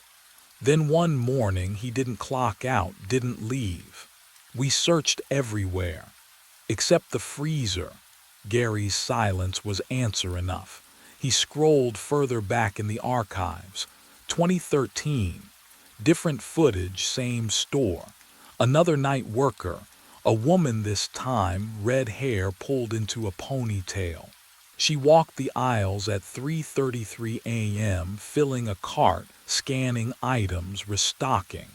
The exact same movements. "Before Mitchell, there was Rebecca Torres," Gary said. "Before her, I don't know. The manager before me kept his mouth shut. Just handed me the keys and said, 'Don't hire anyone for nights if you can avoid it.' My mouth went dry. How long between them?" Gary met my eyes. The look there made my stomach drop. 6 years, he whispered. "Rebecca vanished February 2013. Mitchell vanished January 2019. He checked the calendar on his desk. "You started 2 weeks ago. February 20th, 2025. 6 years. The number echoed in my skull. "They all claimed they saw themselves," Gary continued, voice barely audible. "Rebecca told me she found her own body in the freezer. I thought she'd had a breakdown, then she disappeared and I looked. There was nothing there, nothing." He swallowed hard. "Until Mitchell, and when I finally checked after he vanished, the body was gone, just gone." The fluorescent lights hummed overhead. That constant electric drone I'd learned to ignore. But now it sounded different. Wrong. Like the frequency had shifted half a note flat. Can you imagine what that does to you? Knowing you hired someone to die, why didn't you warn me? My hands clenched into fists. Why didn't you tell me before? Because I hoped it wouldn't happen again. Gary's eyes glistened. I thought maybe it skipped. Maybe the pattern broke. But then you found the carts and I knew. He pulled up one more file. Security footage from last week. My first midnight shift. There I was on screen, walking the aisles at 3:33 a.m., filling a cart, scanning items, restocking. The same vacant expression Mitchell had worn. The same mechanical movements Rebecca had made. I'd already been doing it for 2 weeks, every single night. "You're next, Jordan," Gary said quietly. "And I don't know how to stop it." The monitor flickered. For just a fraction of a second, the timestamp glitched, jumping from 3:33 to 3:45 and back again. 12 minutes that didn't exist. 12 minutes I'd been living without knowing. And somewhere in that missing time, something was claiming me piece by piece, preparing the space I'd occupy for the next 6 years. I tore through the stockroom like someone drowning. Metal shelves rattled under my hands. Boxes crashed to the concrete floor. Dust swirled in the flickering fluorescent light, coating my throat with the taste of abandonment. Mitchell had to have left something. A note, a warning, anything. Gary said they boxed up his belongings 6 years ago. Never picked up, never claimed, but where? Where would they keep the ceiling vent? I dragged a ladder across the floor, climbed until my face pressed against the dusty grate. Cold air breathed against my cheek, carrying the chemical smell of freezer units running somewhere in the walls. My fingers pried at the metal slats. One corner gave way with a screech that made my teeth ache. Inside, wedged between ductwork, a spiral notebook. The cover felt wrong in my hands, too real. The pages crinkled as I opened them and I saw Mitchell's handwriting, tight, panicked loops that grew worse with each entry. Day 43. I black out every 3:33 a.m. Can't stop it. Tried caffeine, tried pain, nothing works. My chest tightened. I kept reading.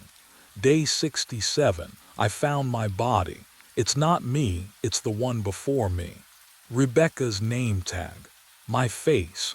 How is that possible? The paper trembled, or maybe that was my hands. Day 89. The 12 minutes are all I have left. If I don't shop, I disappear completely. 6 years to pay the debt. The debt too, the rest was scratched out. Black ink gouged through paper, except for one final line written in a different pen. Shaky, desperate. It's not the store, it's what lives in the cold. I'm not sleeping tonight. The break room door scrapes shut behind me. I shove a metal chair under the handle, then drag the vending machine, inch by grinding inch, until it blocks the entrance. My phone reads 3:21 a.m. 12 minutes, that's all I need to survive conscious. Coffee burns down my throat. The bitterness coats my tongue, sharp enough to keep me tethered. I slap my face, hard. The sting grounds me. The fluorescent lights above hum their constant electric lullaby, but I won't listen. 3:25. I pace. 4 steps to the wall, turn, 4 steps back. The clock on the wall ticks forward. But wait, has it always ticked that slowly? Each second stretches, elastic and wrong. 3:28. My hands shake around the coffee mug. You can do this. Stay awake. Stay here. Mitchell couldn't, but maybe he didn't know what was coming. I know, I've read his last words. I've seen what waits in the cold. 3:29, the lights flicker. No, I slam my palm against the wall switch. Nothing happens. The fluorescents buzz louder, angry wasps trapped in glass. Then, darkness swallows everything. I scream or try to, my voice won't come. When the lights return a half second later, an hour, cold air shocks my lungs, I'm standing in the freezer. Frost coats every surface. My breath blooms white. The shopping cart sits in front of me, full of items I don't remember selecting. My fingers grip the handle, already numb. The door swings shut with a heavy metallic groan. Behind the hanging beef, movement catches my eye. The body. My body, its head turns, slowly, deliberately. Frost cracks along its neck as those frozen eyes lock onto mine. Its mouth opens, ice crystals breaking from blue lips. Your turn. The voice scrapes out like wind through a tomb. Tonight. I ran. The freezer door slammed shut behind me. My sneakers skidded on the tile, fluorescent lights buzzing overhead like wasps trapped in glass. The front entrance glowed ahead. Automatic doors, freedom, dawn just hours away. I hit the sensor pad. Nothing. Shoved the glass with both palms. The doors didn't even rattle, locked from the inside. The break room clock read 3:32 a.m. 2 minutes. My chest tightened, breath fogging in air that shouldn't be cold but was. The vending machines hummed their monotonous chorus, oblivious. Hardware. Aisle 9. I sprinted past cereal boxes and canned goods, their labels blurring into smears of color. The axe hung on pegboard beneath a flickering tube light. My hands closed around the wooden handle, solid, real, heavy enough to break through whatever held me here. But I didn't go back to the doors. I went to the freezer. The logic felt distant, like watching myself from underwater. If the body was the anchor, if I could remove it before 3:33, maybe the cycle would break. Maybe Mitchell had never tried this. The axe blade caught the light as I raised it, then brought it down hard on the freezer's external lock. Metal shrieked. The impact vibrated up my forearms, teeth rattling. 3 more swings. The lock gave. Inside, cold air rolled out thick as smoke, carrying the smell of frost and old meat. The body lay where I'd left it, my face, Mitchell's name tag, eyes still open. I grabbed it under the arms. Rigid. Ice crystals scraped against my palms, so heavy. Dead weight has its own terrible gravity. I dragged it into the main aisle, fluorescent lights buzzing louder now, almost frantic. 3:33 a.m. Oh no, I felt it happen. Not pain. Worse. A sensation like stepping out of myself. No, like being photocopied, soul and flesh split down some invisible seam. One version of me set down the frozen body and walked toward a shopping cart that hadn't been there a moment ago, hands reaching, eyes vacant. The other version stood frozen, watching, unable to move, unable to scream. When Shay found me at 6:15 a.m., the freezer was empty. I was stocking cereal in aisle 3, boxes aligned with mechanical precision. She asked if I'd had a quiet night. I told her yes. I didn't remember saying it. I don't remember the customers anymore. But every morning there are full carts. And I know I have 5 years and 11 months left. My headlamp finds him between the kelp fronds. 4th night in a row. Same spot, 30 feet down, where the forest grows thickest and the beam barely penetrates. My regulator hisses with each breath, bubbles racing past my ears toward the surface. The cold has seeped through my wetsuit into my bones, but I kick harder, closer. The figure doesn't move, just hangs there in the current, suspended like he's waiting. Kelp sways around him, casting shadows that twist and writhe. I can hear my own heartbeat now, pounding against my eardrums, louder than the water pressure. He's wearing a wetsuit, black neoprene, and there, oh God, there's the yellow stripe down the left side, my yellow stripe. I reach forward, my hand trembles in the beam. The cold bites at my pruning fingers. 3 nights I've seen shadows, shapes that vanished when I got close. But tonight he's solid, real. The same scuffed yellow stripe I got snagged on the tank ladder last month. Same frayed edge at the shoulder seam. My air tastes metallic. Wrong. Has it always tasted like that? The distance closes, 10 feet, 5. I can see his tank now, the gauge, the regulator hose. My breath comes faster, sucking hard against the mouthpiece. What would you do? Turn back. Pretend you didn't see. I can't. I reach out. My fingertips brush the fabric of his suit, cold, slick, real. He turns. The movement is slow, deliberate. His mask catches the light, and behind the glass, my own face stares back, eyes wide, mouth open in a silent scream around the regulator. My face, my terror, and his hand shoots forward, grabbing my wrist with a grip that shouldn't exist underwater. 3 nights before that moment, I had just thought it was kelp. The water pressed against my wetsuit at 1:15 a.m., 200,000 gallons of darkness above and around me. My headlamp cut a narrow cone through the gloom. Sand tiger sharks drifted past like pale ghosts, their mouths hanging open in permanent grimaces.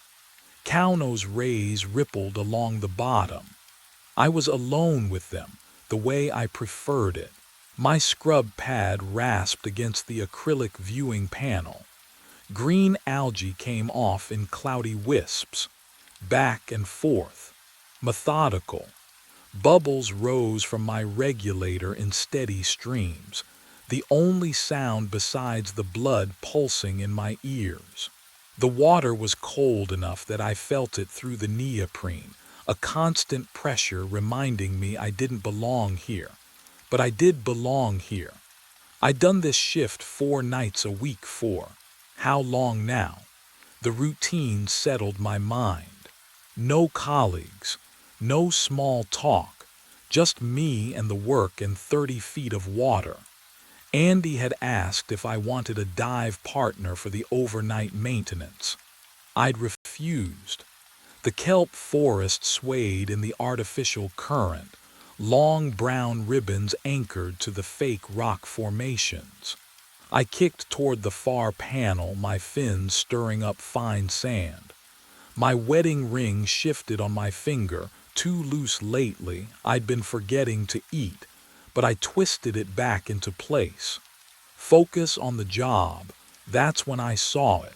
Movement. Between the kelp stalks, not the lazy drift of the current, but something vertical, human-shaped. I stopped scrubbing. My breath came faster, bubbles accelerating past my mask. The kelp blocked my view, thick as a curtain. I squeezed the scrub pad, probably just a sand tiger circling back. Their bodies could look almost upright when they banked, but sand tigers didn't hold still like that. The shadow, if that's what it was, hung suspended about 20 feet away, deeper in the forest. Not moving, not drifting, just there. I checked my depth gauge, 29 feet, plenty of air. No reason for my heart to be hammering like this. Would you swim toward it? If you saw something that didn't belong, I did. I released the scrub pad and let it sink, tethered to my belt by its cord.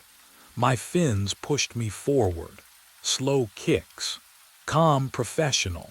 The kelp parted around me, slick and cold against my gloves. My headlamp beam swept left, right, cutting through the murk. The shadow was gone. I hovered there, finning in place, scanning the forest. Kelp swayed, current flowed. A ray buried itself in the sand below, sending up a small cloud. Nothing else moved, just kelp, just the current playing tricks with the light. I exhaled slowly, watching the bubbles spiral upward. Nitrogen narcosis could start at depths shallower than this if you were tired enough. Wasn't I tired? I'd been picking up extra shifts, sleeping poorly. My wife had mentioned it. When? Last week. Maybe. I retrieved my scrub pad and returned to the panel. Back and forth, methodical, but I kept glancing over my shoulder into the kelp forest. The water felt colder now. Had it always been this cold? And somewhere in the back of my mind, so faint I almost didn't notice, I wondered why my air tasted different tonight. Slightly metallic, like rust dissolving on my tongue. But I had 3 panels left to scrub, and I'd never left a shift unfinished. The metallic taste wouldn't leave.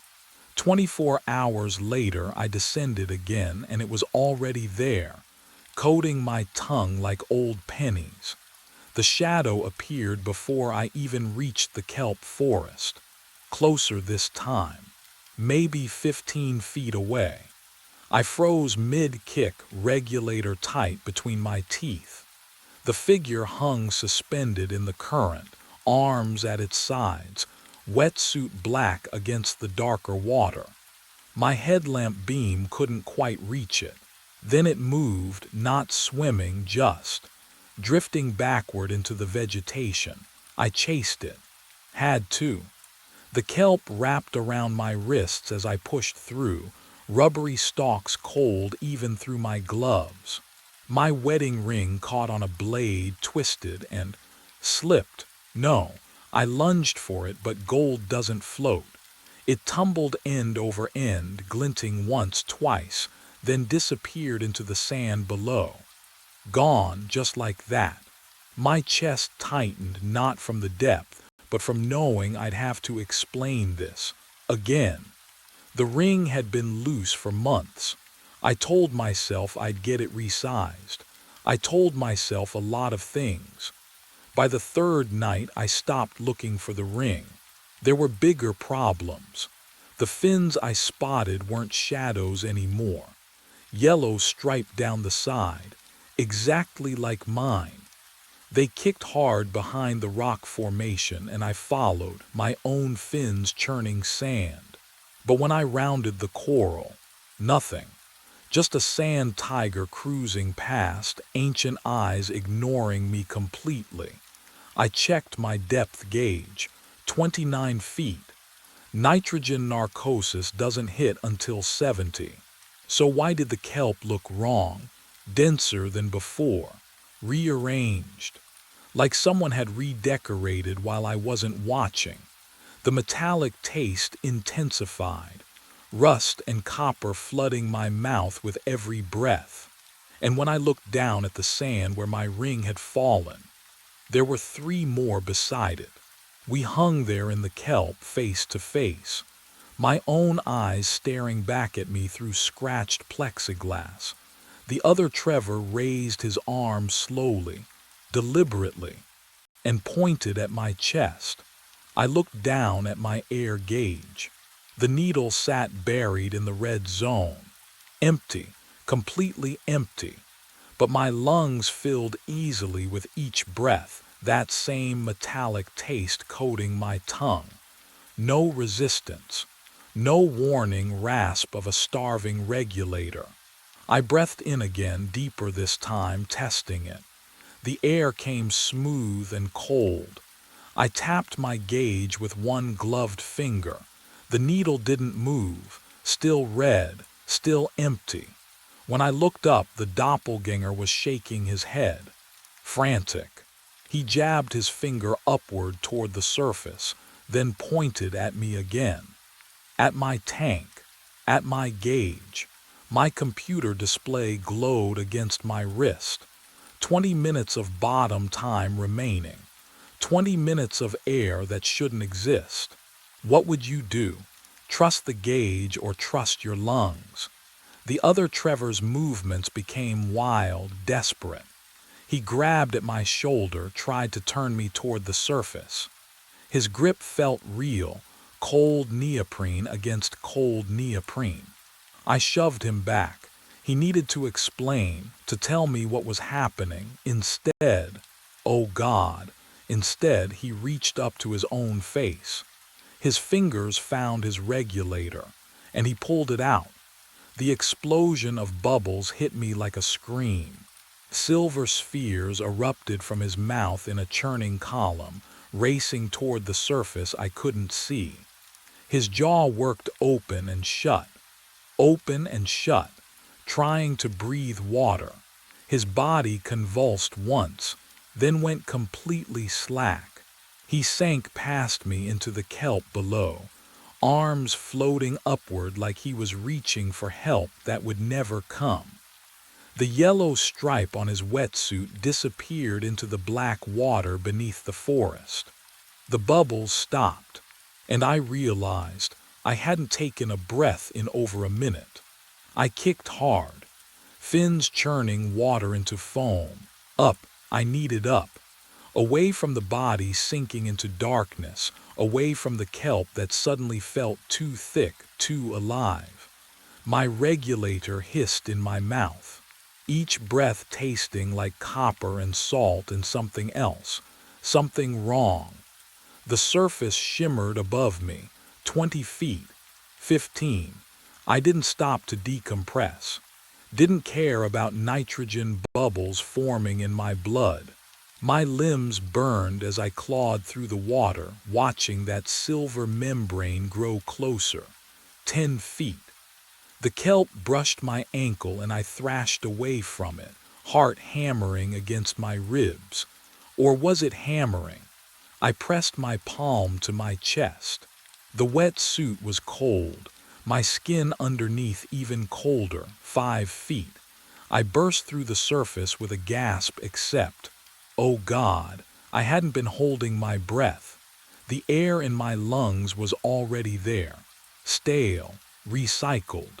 Trevor, hands grabbed my BCD, hauling me toward the metal platform. The grating scraped against my knees as I was dragged from the water. Fluorescent lights blazed overhead, so bright after the darkness that I squeezed my eyes shut. Easy, easy, Phil Vargas's voice. The night security guard, his grip was solid, real. What the hell happened down there? I couldn't answer. My regulator dangled from my mouth, still hissing. I spat it out and sucked in air that tasted like chlorine and rust. Phil crouched beside me, his face creased with concern. He smelled like coffee and cigarettes, normal things, comforting things. You shot up like something was chasing you, he said. Was there? What had I just seen? Footsteps echoed across the platform. Iris Nakamura appeared, medical kit already open in her hands. The on-call aquarium medic. I'd seen her maybe twice in 3 years. Let me check you. She knelt, pressing 2 fingers to my wrist. Her touch was warm, too warm. My skin felt numb underneath. I'm fine, I managed. My voice sounded distant, like it was coming from underwater. Pulse is elevated but steady. Iris pulled a penlight from her pocket, shining it in my eyes. I flinched. Pupils responsive. Any pain? Tingling in your extremities? No, I need a minute. She reached for the dive computer strapped to my wrist. Her frown came slowly, then deepened. She tapped the screen twice, held it up to the light. Trevor. How long were you down there? I blinked at her. What? Your computer, it says. She turned it toward me. The display glowed blue in the harsh fluorescent light. Dive time, 6 hours, 17 minutes. My stomach dropped. That's wrong. I fumbled with my other wrist where my watch sat beneath the dive computer. The leather strap was soaked through. I tilted it toward the light. 1:47 a.m. I'd gone in at 1:15. I remembered checking. Double-checking the way I always did. 32 minutes. 32 minutes maximum. The computer's broken, I said, but my voice cracked. These don't just break. Iris pressed buttons on the device, scrolling through data I couldn't follow. It tracked your descent, your depth, your ascent rate. Everything's logged. 6 hours, Trevor. Phil leaned in, his coffee breath washing over me. That can't be right. I saw you go in. That was. He checked his own watch. His face went pale. Jesus. What? The word came out sharp. I started my rounds at 11 p.m., Phil said slowly. I checked on you when I passed the tank room around 1:30. You were already in the water. I figured you started early. I didn't start early. I started at 1:15. Trevor. Iris's voice was gentle now, the way you'd speak to someone in shock. If you've been down for 6 hours, we need to get you to a hospital. Decompression sickness, nitrogen narcosis. I haven't been down for 6 hours. I ripped the dive computer off my wrist. The Velcro made a tearing sound that echoed off the concrete walls. Look at my tank. Check the gauge. It'll prove. I twisted to look at the air gauge dangling from my BCD. The needle sat buried in the red zone. Empty. But I'd been breathing. The whole time. Even now, I could taste that metallic air in the back of my throat. Iris followed my gaze. Her expression shifted, concern bleeding into something else. Confusion, maybe fear. That tank should have lasted 90 minutes, she whispered. At 30 feet in cold water. 90 minutes maximum. The platform felt like it was tilting beneath me. I gripped the wet metal grating, but my fingers slipped. Everything was too slippery, too cold. I don't understand, I said. Phil stood, taking a step back. Just one step, but I noticed. Iris reached for my hand, the one without the watch. She turned it over, examining my fingertips under the light. Her lips pressed into a thin line. What? I pulled my hand back. What is it? She didn't answer. Instead, she held up her own hand next to mine. Her fingertips were smooth, pink, normal. Mine were white, pruned. The skin wrinkled like I'd been soaking in a bathtub for hours. No, not hours. 6 hours and 17 minutes. I pushed past Iris, ignoring her questions. My tank. I needed to see my tank. The equipment room's fluorescent lights hummed overhead, casting everything in sick yellow. Concrete walls sweating moisture. The chemical smell of compressed air mixed with salt water hit my throat. I found my tank still strapped to the gear rack, valve up, pressure gauge hanging. My hands shook as I turned it. Manufacture date stamped into the metal. March 2019. 6 years old. We replace tanks every 3 years. Protocol, I knew this. I wrote the protocols. Then I saw the sticker. Red, screaming red against the aluminum. Failed inspection, do not use. The adhesive had yellowed at the edges, like it had been there for years. How did I miss it? I always checked my equipment. Always. What kind of diver doesn't check their tank before? The overhead light flickered. In that half-second of darkness I saw it. Behind the gear rack, a door, narrow, painted the same gray as the walls, almost invisible in the corner shadows. I'd worked here for how long? Can you imagine walking past something every single night and never seeing it? I moved closer. The metal rack scraped against concrete as I pulled it aside, the sound too loud in the enclosed space. My wetsuit still clung to my skin, cold now, clammy. The door had no handle, just a simple push plate. I pressed it. The room beyond smelled wrong. Damp, colder than it should be, and lined against the wall, tanks, 47 of them. I counted twice. Each one had a name tag zip-tied to the valve. Trevor Boswell, Trevor Boswell, Trevor Boswell. Every single one marked with that same red sticker. Every single one failed. And taped to the nearest tank, a handwritten note. The paper trembled in my grip as I leaned closer to read it. I peeled the note from the tank. The paper felt damp, cold. The handwriting was mine. I keep trying different tanks, hoping one will work. I drowned in 2019. You're still drowning. Stop coming back.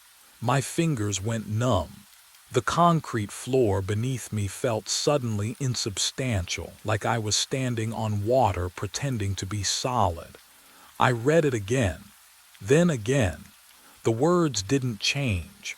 What would you do if you found your own handwriting telling you you're already dead? I left the tanks behind, fled, really, and headed to Andy's office. The incident report binder sat on the shelf where it always did. Dust coated the spine. I flipped through pages that smelled like mildew and old coffee. March 23, 2019. Maintenance diver found deceased in main exhibit tank. Equipment malfunction. Probable cause. Regulator failure, contaminated air supply. Name redacted per family request. The date blurred. I blinked hard. My employee file was in the cabinet. I'd never looked at it before. Never had reason to. My hands shook as I opened the folder. Hire date, April 9, 2019. 2 weeks after, and no, that's wrong. I've worked here for years, haven't I? I remember my first day. Don't I? The orientation video. Andy showing me the equipment room. My first solo dive in the memory stuttered like a scratched disc. Started over. Same footage. Same words. Oh God, I pressed my palm against the wall. It felt wet. Everything felt wet. My shirt clung to my skin, cold and heavy. How long had it been damp? Since I surfaced tonight. Since yesterday. But I realized something far worse as I stood there, water dripping from my hair onto the incident report. My skin feels wrong. Not cold, not wet. Wrong. Like fabric soaked too long, fibers swelling beyond their natural shape. I press my thumb against my forearm. The flesh gives too easily, holds the indentation. Waterlogged. The word surfaces from nowhere and I know it's true. I'm standing in the equipment room. The fluorescent lights hum overhead. But that metallic taste, I've been tasting it since I came up. Since Phil pulled me onto the platform. Since Iris checked my dive computer and told me I'd been down 6 hours. My shirt clings to my chest. Damp. Still damp. How long ago did I surface? I walk toward the main tank, viewing window, legs heavy. The glass stretches floor to ceiling, 30 feet of dark water. Sand tigers drift past like ghosts. My reflection stares back, pale under the blue emergency lights. There's something behind me, In the water, a shape, moving through the kelp. I spin around, nothing, just the glass, just my reflection and the empty corridor behind me. But when I turn back, oh God, there it is again. A figure suspended in the kelp forest exactly where I was working. Same depth, same position, wearing my wetsuit. Can you see what I'm seeing? Would you believe your own eyes? I press my palm against the glass. The cold radiates through, but it's not the cold that makes me pull back. It's the sensation of pressure. 30 feet of pressure, squeezing my sinuses, filling my ears with that muffled, cotton-thick silence. I'm breathing the metallic air, tank air, compressed, recycled, wrong. My clothes haven't dried because the equipment room tilts. No, not the room, my perception. Reality rearranging itself like the kelp forest, denser than it should be, wrong in ways I can't articulate. I never surfaced. The thought arrives fully formed, undeniable. Phil didn't pull me up. Iris didn't check my computer. I'm still at 30 feet, still breathing from a failed tank. Still drowning in slow motion, my brain constructing false memories of survival as my cells starve for oxygen.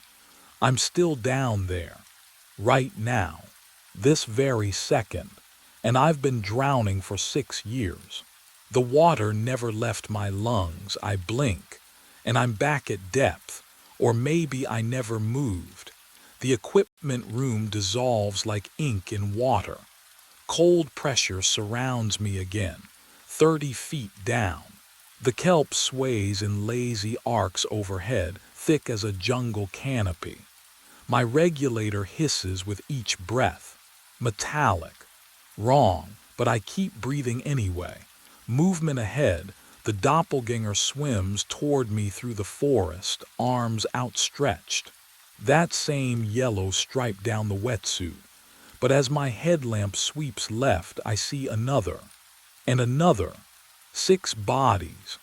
They float face down in the kelp like caught fish, suspended by the fronds wrapped around their ankles, their wrists. Same wetsuit on every single one.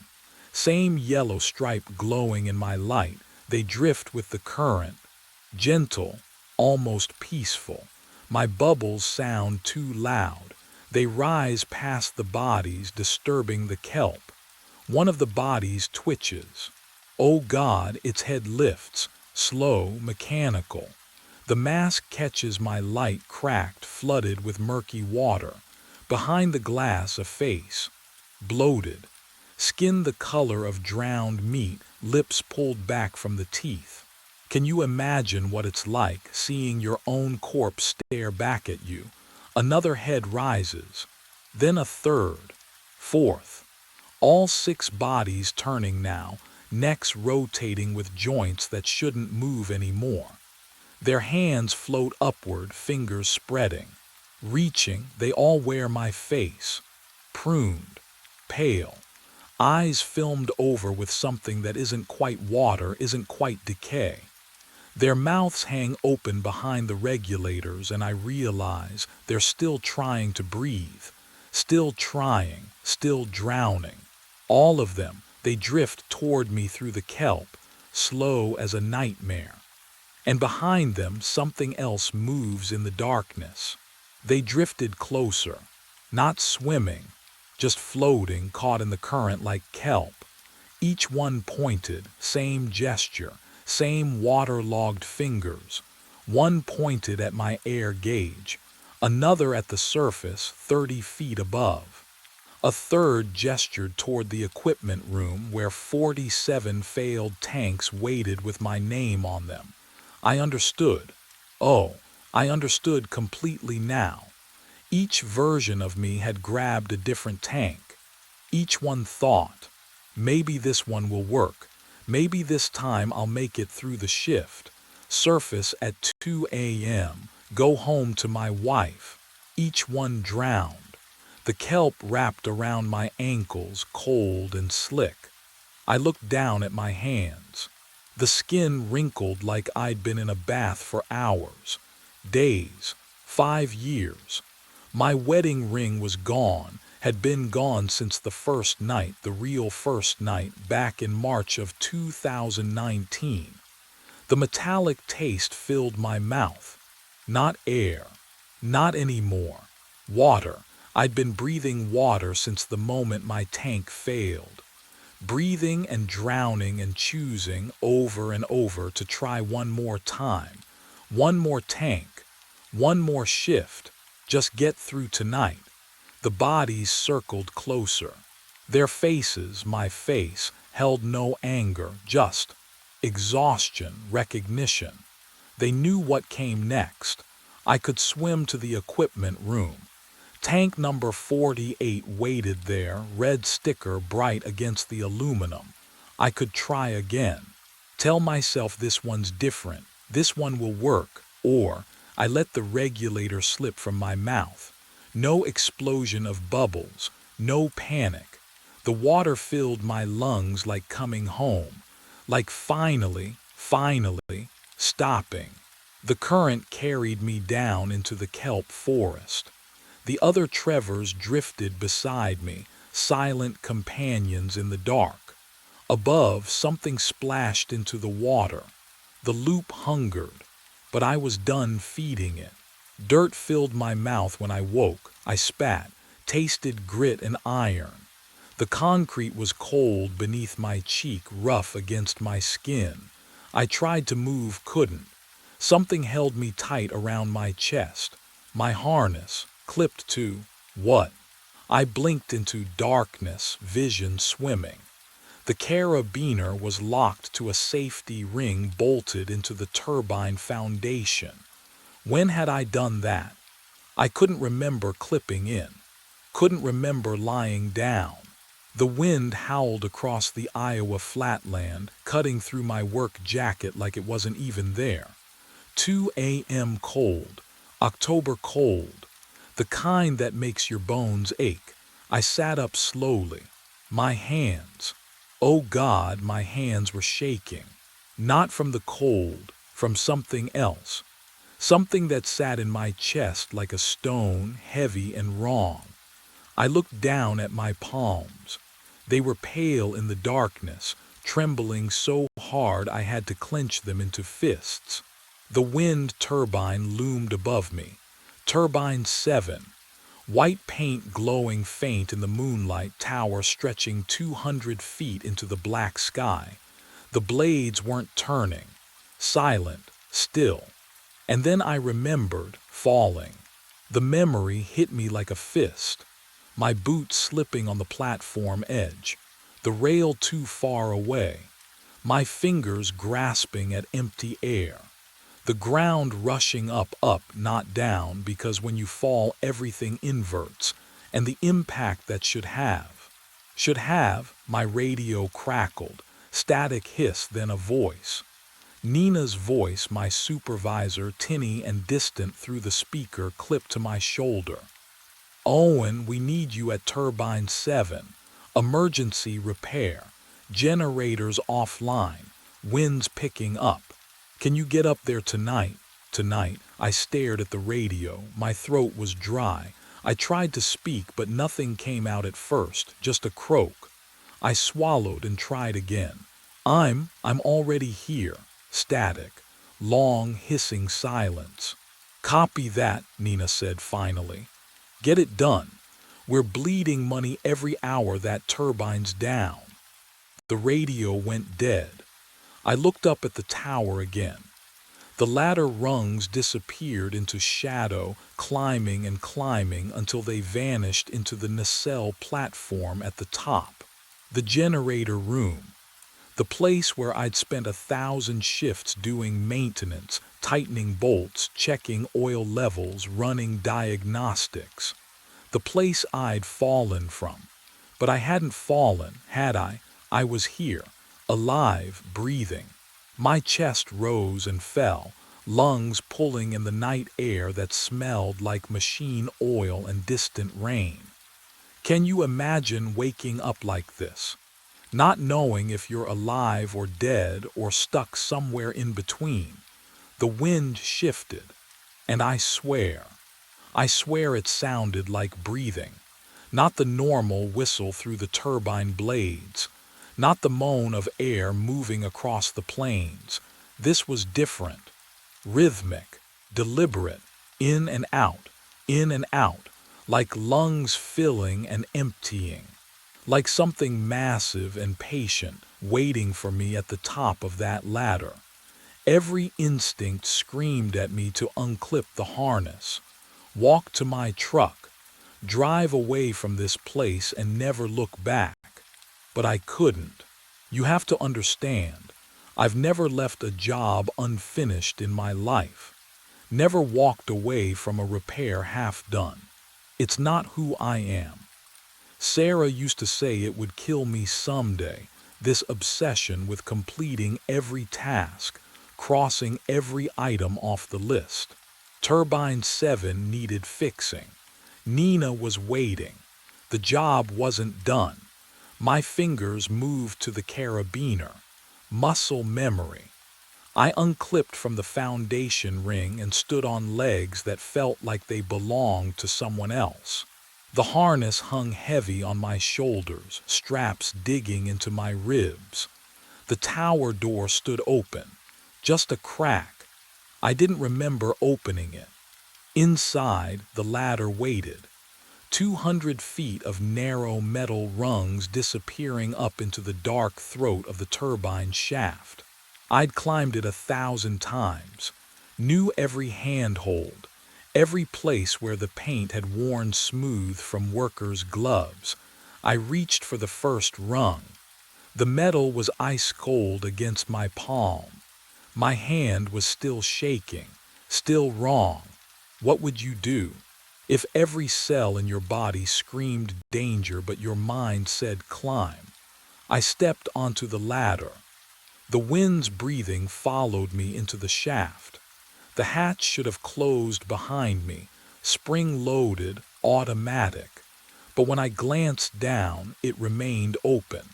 A rectangle of lesser darkness against the black, and something else. Something that made my grip tighten on the rungs until my knuckles went white. There were marks on the ladder, scuff marks, boot prints in the dust coating the metal, fresh prints. Going up, I was alone on shift tonight. I was always alone for the overnight emergency calls. That's why they called me. Owen Trace, the guy who'd climb in any weather, fix anything, never complain about the isolation or the hours. So whose boots had left those marks? The ladder groaned under my weight. Or maybe it was the tower itself, metal expanding and contracting in the cold. 200 feet of steel shifting infinitesimally, singing its quiet song. I climbed. One rung, another. The shaft walls pressed close on all sides, barely wider than my shoulders. My breath echoed. My heartbeat thundered in my ears. Somewhere above, in the nacelle at the top of this ladder, something was waiting. I didn't know what, but I was going to find out. The rungs bite into my palms. Cold. Each one clangs under my boots like a countdown I don't want to finish. The wind screams past the ladder shaft, and I press my body against the metal, trying not to think about the 200 feet of empty air behind me. Climb, that's all, just climb. My breath fogs in the narrow shaft. The radio crackles at my hip, static, then silence. I keep moving. One rung, another. My arms shake. But I've always been good at finishing what I start. The nacelle hatch groans open under my weight. Inside, the generator room is smaller than I remember. Cramped. The smell hits me first. Stale air, metal tang, something lived in. And there, against the wall, a sleeping bag, unrolled. Water bottles lined up like soldiers. a spiral notebook resting on top. I crouch beside it, my knees protest. The handwriting inside is mine. Oh, oh God, can you imagine that? Seeing your own words in a book you've never written. The dates stretch back 4 months. Daily entries, observations, routines, wind speeds, repair logs, all in my writing, getting shakier as the pages turn. The last entry is tonight's date. Tonight I climb turbine 7. My pulse hammers in my ears. I flip backward through the pages. Every single one mentions this moment, climbing, finding the notebook, reading these exact words. Over and over. The same sentences repeating like a prayer I never learned. Therefore, I've been here before. Below me the hatch slams shut. The sound echoes up through the floor, metal on metal. Final, then, footsteps on the ladder, slow, methodical. Climbing toward me. Someone else is coming up. I grabbed the radio. My thumb found the transmit button before my brain caught up. Nina, this is Owen at Turbine 7. Do you copy? Static hissed back at me. That white noise crackle that sounds almost like voices if you listen long enough. I waited. 10 seconds, 20. The footsteps on the ladder grew louder, methodical, one rung at a time. Nina, please, I need. Nothing. I switched channels. Vince. Vince, you there? The static didn't change. Same lifeless hiss, same emptiness bleeding through the speaker. My hand tightened around the radio until the plastic casing creaked. Have you ever called for help and realized no one's listening? That the void doesn't even bother to answer? Anyone, please. The footsteps stopped. I held my breath, listened. The wind outside screamed through the turbine blades, but inside the nacelle, silence. Whoever had been climbing, whatever had been climbing, was gone. Or waiting. I stayed pressed against the cold metal wall until my legs cramped. Until the darkness outside the narrow window began to thin. Dawn crept across the Iowa plains in shades of gray and rust, and I finally moved to look outside. The wind farm stretched empty beneath me. 50 turbines stood in perfect grid formation across the flatland, their blades turning slow and synchronized. But no trucks moved between them. No workers, no lights in the distant office trailer. The parking lot sat 200 feet below. Gravel, oil stains. My truck was gone. I pulled out my phone. The screen glowed harsh against my face, and the numbers there made my stomach drop. 2:03 a.m. The same time I'd woken at the turbine base. The same time on every page of that notebook. My phone had been showing 2 a.m. for how long? Hours. I'd watched the sun rise, but the clock, it had never moved forward at all. I had to get out. The ladder rungs bit cold through my gloves as I descended, 200 feet of vertical metal trembling with every gust. Each handhold echoed up the shaft, a hollow, rhythmic clanging that made my teeth ache. The wind howled outside the tower, but inside I could hear my own breathing bouncing off steel walls. Down, just keep going down. My boots found the rhythm, hand, foot, hand, foot. The darkness below felt safer than the nacelle above with its impossible notebook and frozen clocks. Whatever was happening up there, I needed ground beneath me, solid earth, real. Then I heard it, footsteps climbing up. I froze, one hand locked on a rung, vertigo pulling at my gut. The sound grew louder, steady, mechanical, exhausted. Someone was ascending toward me through the shaft. "Hello," my voice cracked.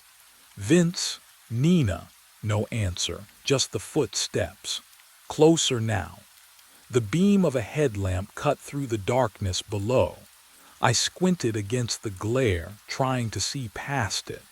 A figure emerged from the shadows, climbing with the slow determination of someone who'd made this journey 1,000 times. The light hit his face. My face. What would you do? Would you scream? Run? I couldn't move, couldn't breathe. He looked. Wrong, hollow-eyed, skin too pale like something drained of color. His work jacket hung loose on his frame. My frame. And his hands gripped the rungs with a tremor I recognized from my own exhausted nights. He climbed past me without a word, without even a glance, his breath coming in shallow gasps that didn't match the rhythm of his movements. Too fast. He was breathing too fast for someone climbing so slowly. I pressed myself against the ladder, metal biting into my ribs. He continued up toward the nacelle. I followed. What else could I do? The questions burned hotter than my fear. Inside the nacelle, he moved straight to the notebook, flipped it open with shaking hands, and began to write. I crept closer, reading over his shoulder in the dim glow of his headlamp. The words appeared in my handwriting. I saw myself today. He paused, pen hovering. I am not alone in the loop. I stepped back from the duplicate, the cold metal wall biting through my shirt. The figure kept writing, pen scratching paper in steady rhythm, not acknowledging me at all. My breath came shallow, fast. The nacelle air smelled wrong, metallic and stale, like old copper. Then I heard it. Another set of footsteps on the ladder below. The hatch groaned open. Someone else climbed into the cramped space, and the temperature seemed to drop 10 degrees. He wore my face, my work jacket, but his eyes, hollow, empty. He moved to the far corner, sank down against the wall, and went still, catatonic, staring at nothing. I pressed myself tighter against the generator housing. Hey, hey, can you? He didn't blink. The wind outside howled, and the whole nacelle vibrated with a low-frequency hum that rattled my teeth. I could feel it in my chest, that awful thrumming like the turbine itself was breathing. More footsteps. A third version of me appeared through the hatch, frantic energy radiating off him. He went straight to the equipment panel, fingers flying over switches and gauges. Checking, rechecking. His lips moved silently, counting something I couldn't hear. Sweat darkened his collar despite the freezing air. Then a fourth. This one climbed onto the exterior platform. I watched through the small window as he stood at the railing, 200 feet above the ground, and stared down into the darkness. Just standing there. The wind whipped his hair. He didn't move. None of them looked at me. How many times have I climbed this tower? How many versions of myself are trapped here, repeating the same motions, unaware of each other? Or worse, fully aware. Can you imagine waking up and discovering you're not even the first copy?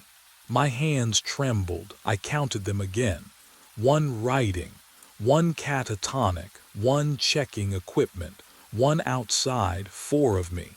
But the hatch was opening again. I couldn't stay. Not with 5 versions of myself crowding the nacelle, not with the hatch opening again below. I grabbed the ladder and descended into the gray light of dawn. The rungs were cold, ice cold though it wasn't winter. My palms stuck to the metal as I climbed down, and the wind howled through the lattice framework of the tower like something trying to get in. Or out. 200 feet is a long way to descend when you're shaking. Each step echoed up and down the shaft. My breathing sounded too loud in my ears. At 100 feet I paused. My hands ached. Below, the concrete pad at the turbine base materialized through the grayness. The parking lot beyond sat empty. No trucks, no other workers, just endless flatland stretching to the horizon. 50 feet, 20, 10. My boots hit concrete. I stepped away from the ladder and looked around, searching for what? Evidence. Answers, some proof that I wasn't losing my mind. That's when I saw it. The stain on the concrete, dark, rust brown, too large to be oil. It pooled near the tower base, spattered in a pattern I recognized from safety videos. Impact spray. Blood next to it. Oh God. Next to it sat a cracked safety helmet. Yellow, my company's logo on the side. And beside that, a single work glove, palm up, fingers curled. I crouched down. My knees wouldn't hold me. The glove, the memory surfaced like something drowning coming up for air. 4 months ago. The dispatch call crackling through my radio at 2 in the morning. Emergency repair, turbine 7, generator fault. I remembered climbing, exhausted from a double shift. Nina's voice urging me to hurry before the system failed completely. I remembered the nacelle hatch, the tools scattered, the loose bolt on the generator housing that I reached for without clipping my safety line first. Just 1 second, one careless second, the bolt turned. The platform edge was closer than I thought. My boot slipped on the grated metal. I grabbed for the railing, missed. The wind screamed past my ears. 200 feet. The ground rushed up and I couldn't even scream because the air ripped the sound from my throat. The impact, I never felt the impact. Can you imagine that?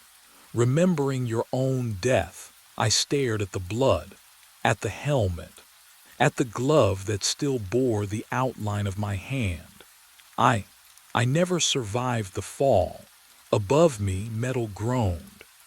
I looked up at Turbine 7 and there, standing at the edge of the nacelle platform 200 feet above, was another version of myself, staring down at the exact spot where I knelt. The world blinked. One moment I stood staring at my own blood dried into concrete. The next, darkness folded in on itself. My stomach lurched sideways. When vision returned, the stains were gone. Fresh gravel, clean concrete. The helmet and glove vanished. 2 a.m. again. I stumbled backward, tasting copper on my tongue. The wind carried that wrong smell, ozone mixed with rust. Around me, shadows moved. I wasn't alone anymore. They emerged from between the turbines. 5, 6, 7 versions of myself, all converging on Turbine 7's base. Hollow-eyed, silent, some limped. Others moved with mechanical precision. None looked at each other. We formed a half circle around the tower, waiting. For what? Then I heard it. Footsteps on gravel. A truck door slamming in the distance. He came around Turbine 6, work bag slung over one shoulder. Yellow hard hat, clean coveralls. His face, oh God, his face. No exhaustion carved into the lines. No terror haunting the eyes. He looked alive in a way I'd forgotten was possible. The original me, 4 months ago. I opened my mouth to scream a warning, but nothing emerged. Not a whisper, not a breath. My throat worked uselessly, producing only silence. I lunged forward. The other versions remained still, watching with dead expressions. He didn't see us. didn't hear my soundless screaming. He checked his radio, muttered something about the emergency repair, and gripped the ladder. Started climbing. No, no, no, no. I followed, my boots clanging on rungs he'd touched seconds before. Below, the other versions began their own ascent, a procession of ghosts climbing toward inevitability. The wind howled through the shaft, but I could hear his breathing above me. Steady, confident, alive. The 200-foot climb passed in agonized silence. At the top, the hatch swung open. He pulled himself into the nacelle. I followed. The generator hummed. Tools lay scattered. And there, on the primary mount, the loose bolt gleamed in his flashlight beam. He reached for it. I lunged forward, hand outstretched toward my own wrist. My fingers passed through flesh like smoke through wire mesh. No resistance, no contact, just the cold absence of matter where my hand should have gripped solid bone and tendon. The other me, the living me, didn't flinch, didn't register my presence at all. He was focused on the generator housing, eyes tracking the loose bolt that had vibrated free from its mounting bracket. I watched his face, my face, calculate the risk. Saw the familiar frown of concentration, the way his jaw set when he'd already decided to do something reckless. "Don't touch it," I tried to say. The words formed in my throat but died before reaching my lips. No sound emerged, not even breath. I was a ghost haunting my own last moments. The wind howled through the nacelle vents, carrying the sharp smell of turbine grease and ozone. Behind me, the other versions stood in their silent vigil, hollow-eyed witnesses to a tragedy they'd each lived and died through. How many times had they tried what I was trying now? How many desperate, futile attempts to change what couldn't be changed? My living self reached for the bolt. I threw my body between him and the generator housing, passed straight through, tried to knock the wrench from his hand. My fingers slipped through metal like it was made of fog. I grabbed for his shoulders, his arms, his tool belt. Nothing. I couldn't touch the physical world any more than a reflection could reach out from a mirror. What would you do if you could see yourself walking toward death but couldn't make a sound, couldn't move a single object, couldn't change anything at all? The bolt came free in his hand. The vibration hit immediately. The housing lurched sideways, throwing him off balance. His boots scraped metal. I heard the screech, felt the echo of panic that must have flooded his veins in that instant. He grabbed for the safety rail. Missed. His body tilted backward. Legs kicked empty air. The wrench tumbled from his fingers, clattering against the platform grating. Time stretched and compressed simultaneously, the way it does in nightmares when you're falling and can't wake up. He dropped through the open hatchway. The impact, oh, God, I felt it in my own chest. Not a memory, not an echo. The actual sensation of concrete slamming into ribs, vertebrae compressing, skull fracturing against the turbine base 200 feet below. Every bone breaking in sympathetic harmony across whatever thin membrane separated my existence from his. I collapsed to my knees, gasping. The nacelle spun around me. The other versions remained motionless, watching with expressions I finally understood. Not indifference, exhaustion. The world dissolved into static. I woke at the base of Turbine 7, dirt filling my mouth, harness clipped tight around my chest. The taste of soil and copper. My radio crackled to life with Nina's voice issuing the same emergency repair order. 2 a.m. again. Always. I pushed myself upright, spitting grit from between my teeth. Looked up at the tower rising into darkness. The wind sounded like breathing through broken lungs. But this time, something felt different. This time, I could still feel the phantom warmth of where my hand had passed through my own wrist. And beneath the static on the radio, buried under Nina's voice, I heard another sound. Footsteps. Coming from inside Turbine 7. Descending. Someone was already up there, waiting for me to climb. I push up from the concrete, but I'm also still falling. My stomach lurches, 200 feet of empty air rushing past, wind screaming in my ears. At the same time, my knees grind into gravel. Dirt crusts my tongue. I taste copper. Blood, my blood. The harness digs into my ribs, or maybe it doesn't exist at all. I can't tell anymore. I blink. And the sky flickers. Night, day, night. The turbines strobe between shadow and blazing sunlight. My hand presses against cold concrete, but phantom warmth bleeds through from somewhere else, some other wind. The footsteps I heard descending. They're ascending now, or always were. Time folds in on itself like wet paper. I stand, I climb. I fall, all at once. My boot finds the first rung inside Turbine 7. The metal hum vibrates through my bones, but it's layered. Dozens of identical vibrations stacked atop each other, slightly out of sync. I hear my own breathing echo down the shaft, except it's not an echo.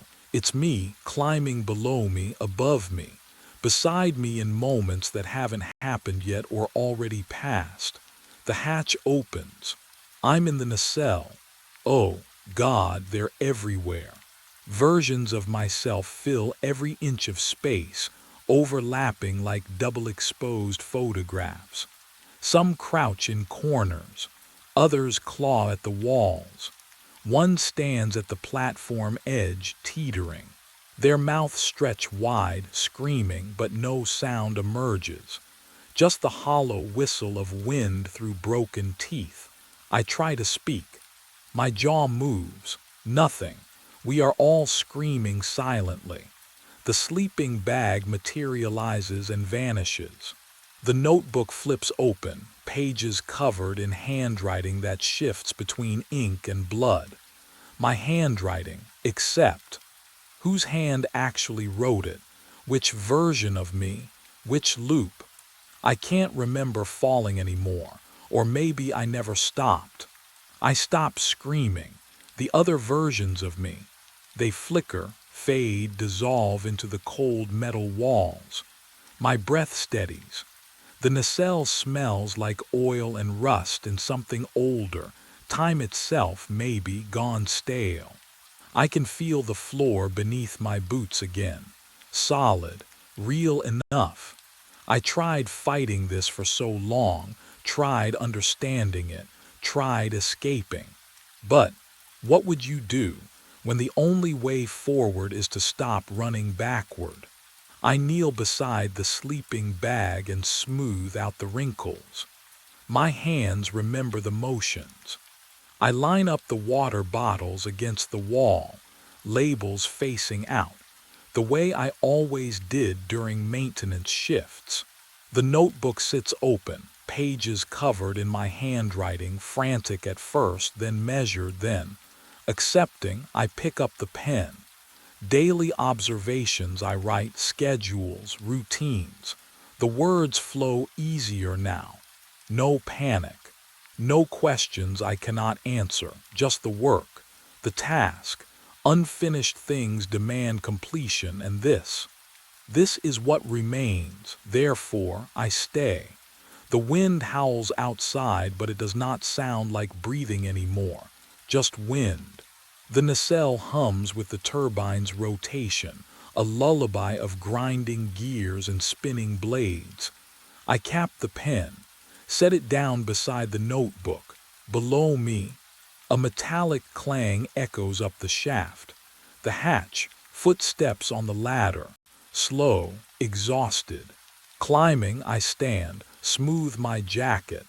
My hands are steady now, strange how calm feels heavier than fear. I face the entry point and wait. Someone is coming. Someone who needs to see that he is not alone. The loop continues, and I am finally home. The steam in the mirror was clearing. I stood frozen in the bathroom, knuckles white against the porcelain sink.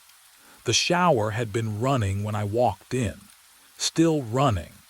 That hissing, endless sound filling the small space with wet heat that clung to my skin like a second layer. My reflection stared back at me through the fog, and behind it something moved, a figure in the shower, standing motionless behind the curtain of my own reflection. No, not behind the glass, inside it. I watched my mirror self just stand there, mouth slightly open, as the figure raised one dripping hand. Water streamed down its arm. Its finger touched the glass from the other side. It began to write, S-T-O-P. The letters appeared backward from my perspective, carved through condensation by something that shouldn't exist. Stop delivering here. My breath caught. I spun around so fast my hip cracked against the counter. The shower was empty. Curtain pulled back. Tiles bone dry. Not a single drop of water anywhere except, the mirror. I turned back slowly. The message was still there, still wet, still dripping down the glass in cold rivulets that caught the flickering bathroom light. What would you do? Would you touch it? I did. My fingertip met the letters. Ice shot through my hand. Not cold like winter, cold like nothing, like the temperature where things stop existing. The water on the mirror shouldn't have felt like that. Water doesn't, it can't. Downstairs, the front door slammed. The sound cracked through the house like a gunshot. My whole body jerked. The bathroom light flickered once, twice. Then I heard them, footsteps, climbing the stairs toward me. Slow, deliberate, each creak of wood perfectly spaced, and underneath those footsteps, a sound that turned my blood to slush. Whistling. That same tune. The one I whistle every night on my route. The melody I've hummed for 9 years without thinking. 3 notes up, 2 notes down, always the same pattern. But I wasn't whistling. The footsteps reached the top of the stairs and stopped just outside the bathroom door. 3 nights before the bathroom, I believed I knew my route. The truck engine hummed its familiar diesel lullaby at 3:45 a.m. Same sound for 9 years. Same vibration through the steering wheel, same coffee-stained dashboard, same stack of bundled newspapers smelling of ink and wood pulp behind my seat. The Belmont district slept under streetlights that flickered in perfect rhythm. I'd memorized which ones buzzed, which stayed silent. House 82, sprinkler timer broken, always leaves puddles on the driveway. House 109, porch step creaks on the left side, never the right. House 214, Rottweiler named Bruno starts barking exactly 4 seconds after my door slams. I wasn't just familiar with the route. I was woven into it. Can you understand that kind of knowing? When your body moves through space without thought, when every turn is muscle memory, when you could drive it blind. I should have been able to.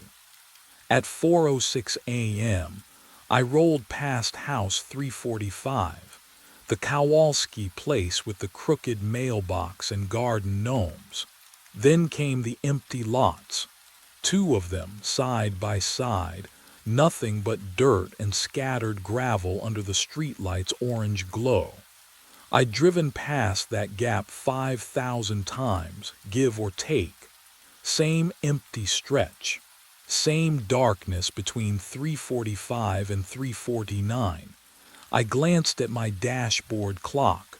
4:07 when I looked back at the road. The house was there, not half built, not under construction, there, fully formed as if it had always existed and I'd simply failed to notice for 9 years. 2 stories, pale gray siding, windows blazing with warm light despite the hour.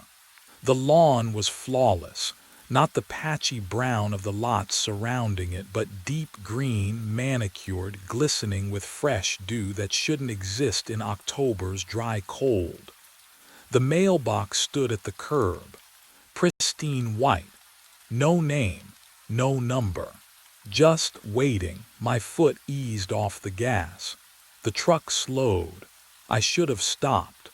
Should have backed up, confirmed what I was seeing. But routines have gravity.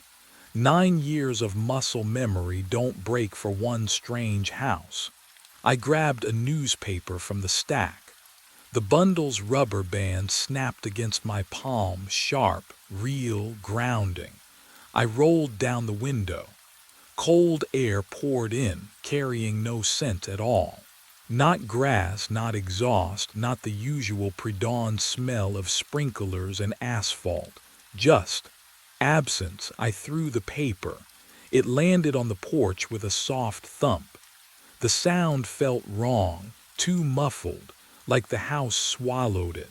Every light inside remained on. No movement behind the windows.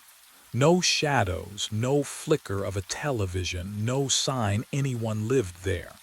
But the lights blazed as if the house was awake, waiting for me to acknowledge it. I drove on. 3 houses later, my hands were shaking. Not from fear, not yet. From wrongness. From the certainty that something had been added to my route without permission, without warning, without any logical explanation. The Belmont district didn't just sprout houses overnight. There were permits, constructions, crews, months of noise and dust. This house had appeared silently, perfectly, between one heartbeat and the next. I finished the route on autopilot. 73 houses, same porches, same dogs. When I circled back past the lots on my way to the depot, I slowed again. 4:41 a.m., still dark. The streetlight still flickered orange. The house was gone, just dirt, just gravel, just the empty stretch I'd known for 9 years, as if nothing had ever interrupted the space between 3:45 and 3:49.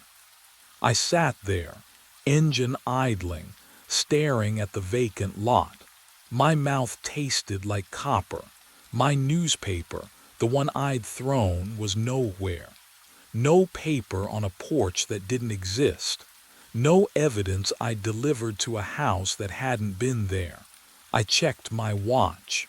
4:07 was 17 minutes behind me, but the memory was fresh. The lights, the lawn, the mailbox with no name, the sound of the paper landing, and disappearing into something that pretended to be a home. What I didn't know yet, what I couldn't know, sitting in that truck with my heart knocking against my ribs, was that tomorrow night I'd drive past those lots again at 4:07, and the house would be waiting, not gone, not a hallucination, waiting for me to come inside. 24 hours later, I told myself I'd imagined it. But at 4:07 in the morning, my headlights swept across the same stretch of road. And there it stood.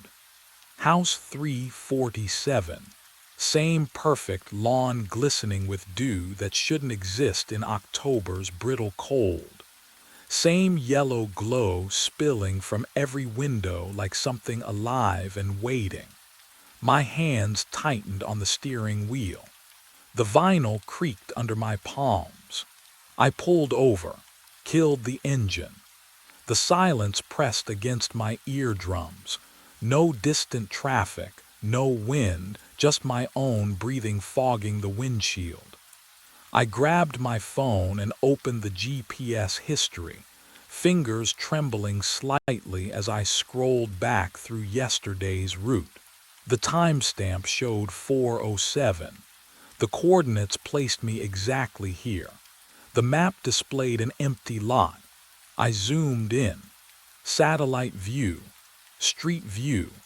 Nothing but dirt and scattered gravel where the house blazed in front of me, close enough to see the porch light's filament glowing orange through frosted glass. I checked the county assessor's website, each page loading with agonizing slowness. Parcel number confirmed, vacant land, no permits, no construction history. Last transaction 23 years ago. I stepped out of the truck. Gravel crunched under my boots, real, solid, exactly the texture I expected. The cold bit through my jacket, sharp and medicinal like the air before snow. I raised my phone, framed the house in the camera. The shutter clicked. The screen showed dirt, weeds, empty space. I lowered the phone. The house stood there, undeniable, its siding almost luminous in the pre-dawn darkness. But when I glanced at it from the corner of my eye, something shifted. The edges shimmered, rippled, like heat waves rising from summer asphalt, except the air was freezing. Have you ever doubted your own senses? Wondered if the boundary between you and madness is thinner than you thought?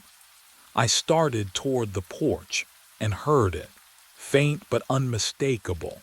Someone inside was whistling my tune. The porch light flickers on before I reach the steps. My breath catches, I didn't move, didn't trigger a sensor. The light just knew, the whistling stops. I freeze halfway up the driveway, gravel crunching under my boots. The house waits. Every window glows warm yellow against the pre-dawn darkness, impossibly inviting. My hand trembles as I grip the newspaper still clutched in my fist, proof I'm here for a reason, that this is just part of the route. It's not. You know it's not. I climb the 3 porch steps. The wood doesn't creak. Brand new. Everything here is brand new, impossibly maintained, as if it materialized whole and perfect between the empty lots. I reach for the doorknob. Click. The lock disengages before my fingers touch the brass. The door drifts inward half an inch, releasing a breath of warm air that smells like coffee, fresh brewed. The brand I buy every Sunday at the depot store. Hello, my voice cracks. No answer. I push the door wider. The hinges are silent. The living room stops my heart. That's my couch. The sagging brown sectional I bought at a yard sale 4 years ago, the cushion on the left worn thin where I sit every night. My television mounted on the wall, same crooked angle because I never leveled it properly. My bookshelf crammed with delivery route logs and true crime paperbacks, spines creased exactly how I left them. This isn't similar. This is exact. I step inside. The door clicks shut behind me and I don't turn around. Can't.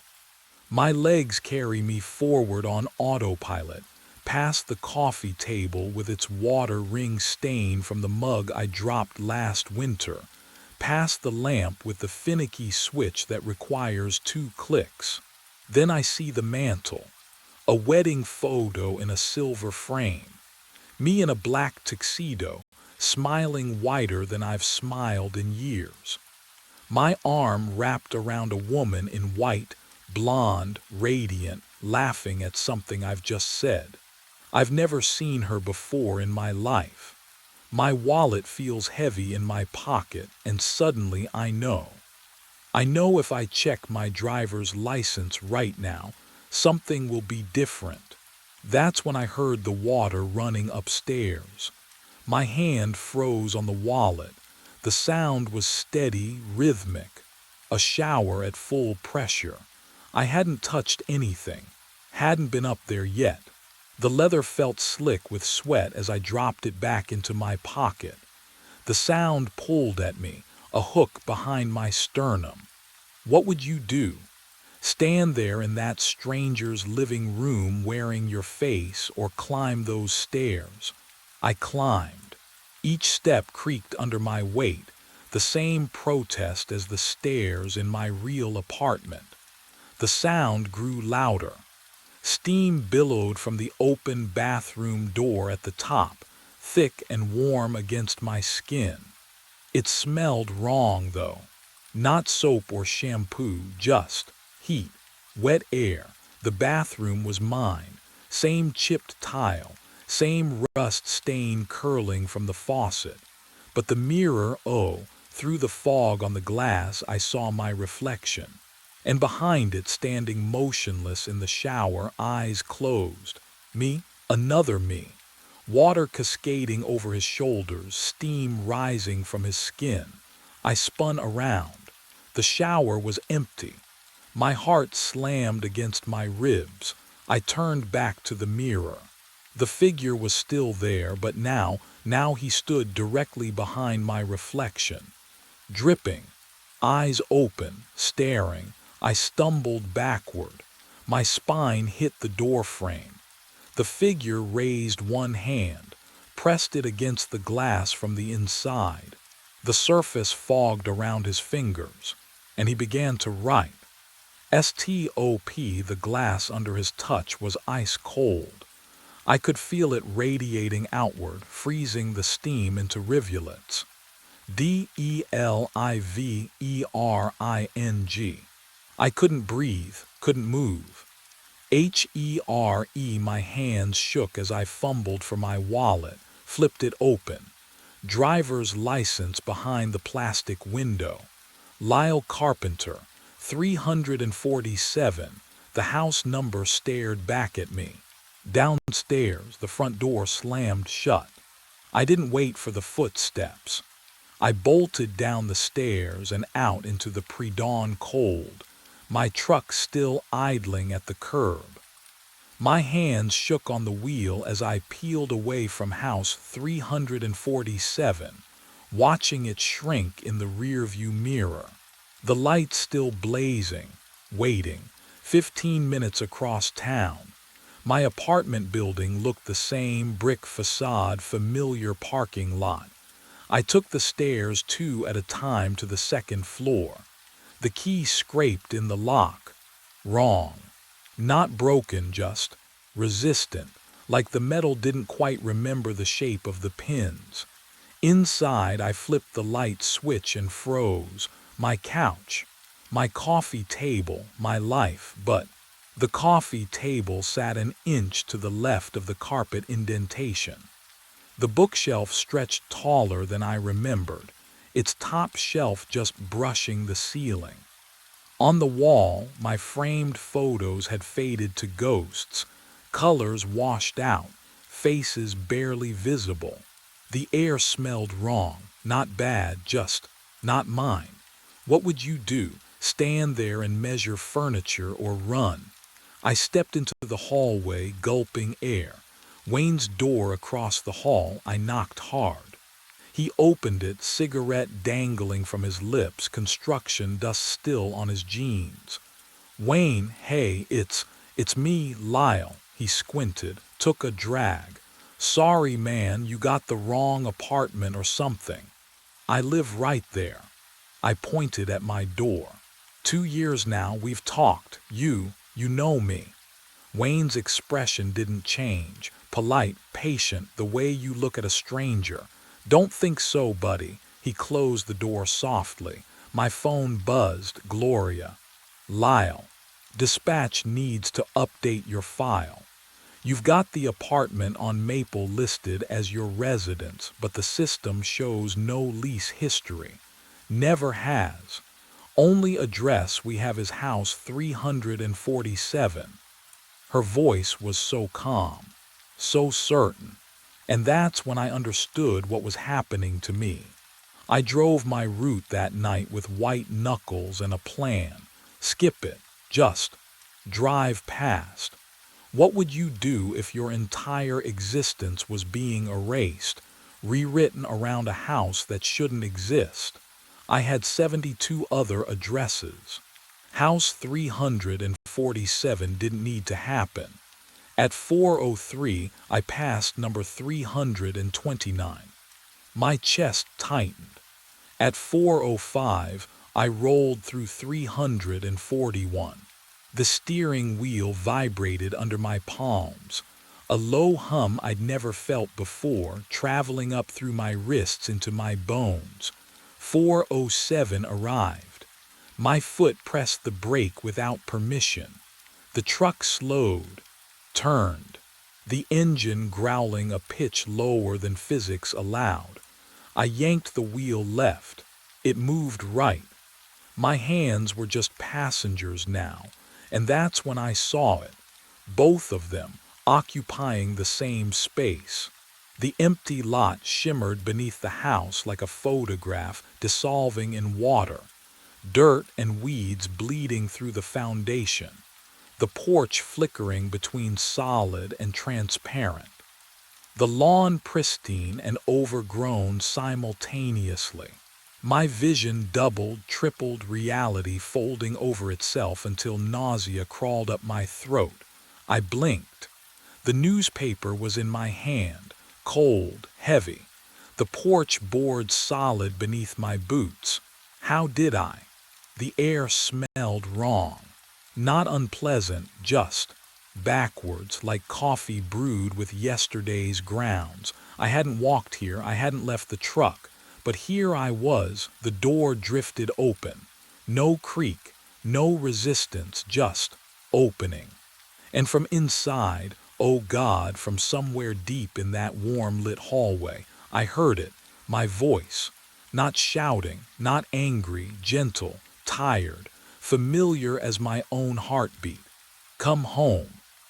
The newspaper slipped from my fingers, hit the porch with a wet slap. I didn't hear myself drop it. What was waiting for me inside? I ran, my own voice still calling behind me. I stumbled off that porch and into my truck. Engine screaming, tires shrieking. I didn't stop until dawn broke gray and cold over the depot parking lot. Gloria found me there, slumped against the steering wheel. She asked if I was sick. I told her I needed the day off. First time in 9 years. The public library opened at 10. I was waiting at the doors. Inside, the smell hit me first. Old paper and dust and someone's forgotten coffee going cold at a reading desk. My hands shook as I approached the reference librarian. I asked for newspaper archives. Belmont District, missing persons. 9 years back. She led me to a humming microfiche machine in the basement. The fluorescent tube overhead flickered with a rhythm that matched my pulse. I scrolled through months of local headlines, bake sales, school board meetings, noise complaints. Then, there, October 9th, 9 years ago, delivery driver vanishes mid-route. The photograph showed a man about my age, thin face, tired eyes, Marvin Schaefer. My chest tightened. Can you imagine finding your own ghost in the archives? The article stated he'd worked the graveyard shift for the same newspaper depot. Same route I drove now. Disappeared at 4 in the morning. Truck found idling on an empty street, driver's door open, papers scattered across the pavement. No signs of struggle. No body ever recovered. But here's what made my blood go cold. The follow-up article 3 weeks later had a photo of a house being demolished. The address printed beneath, 347 Rosewood Lane. The machine whirred as I zoomed closer. The house in the grainy image looked identical to the one I'd been delivering to. Same porch, same perfect lawn, same lights blazing in every window despite the demolition crew standing in the yard. How could they tear down something that hadn't existed yet? I printed the article. The paper came out warm, but when I touched the image of that house, the ink felt ice cold under my fingertips. The final piece was buried in the police report summary.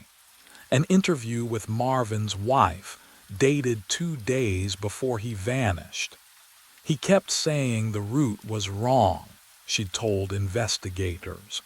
That it was building something, taking pieces of him every night. He couldn't sleep, couldn't eat, he said. He said it was building something with his memories. Then he never came home. I sat there in the basement, fluorescent light buzzing, that cold printout trembling in my hands. Marvin had driven my route, seen what I was seeing, and whatever lived at house 347 had finished with him. Which meant tonight when I went back, they both exist at the same time now. I stand in the middle of the street at 4:07 in the morning, and reality has split down the center. To my left, house 347 glows like a beacon, every window blazing, porch light warm and inviting, the lawn impossibly green even in darkness. To my right, 3 miles across town, but somehow right here, my apartment building sags against the pre-dawn sky. Windows dark, bricks crumbling. The stairwell railing I've gripped for 9 years now rusted through. The air between them smells wrong. Copper and static. I can't move, can't choose. My lungs pull in breath, and I hear it echoed back to me. The front door of house 347 opens. He steps out onto the porch, me. But not me, soaking wet. Hair plastered to his skull. Water drips from his fingertips, pooling on the welcome mat. His chest rises and falls in perfect synchronization with mine. When I hold my breath, so does he. When I exhale, so does he. His mouth doesn't move, but I feel the words forming in my own throat. Come home. Behind me, impossibly behind me because I'm facing both directions at once. A door creaks open at the apartment. Warm light spills down the stairs. The scent of coffee drifts out. Rich, sweet, real. A woman's voice calls softly from inside, "Honey, aren't you coming to bed? I have never been married." The duplicate takes 1 step forward, water streaming from his clothes. His eyes are the color of drowned things. What would you do if you knew one door led to forgetting and the other to becoming something else? My hand reaches forward, and I still don't know which door I'm reaching for when everything goes white. Warmth surrounds me when I open my eyes. Sunlight filters through cream-colored curtains, the kind I've never owned.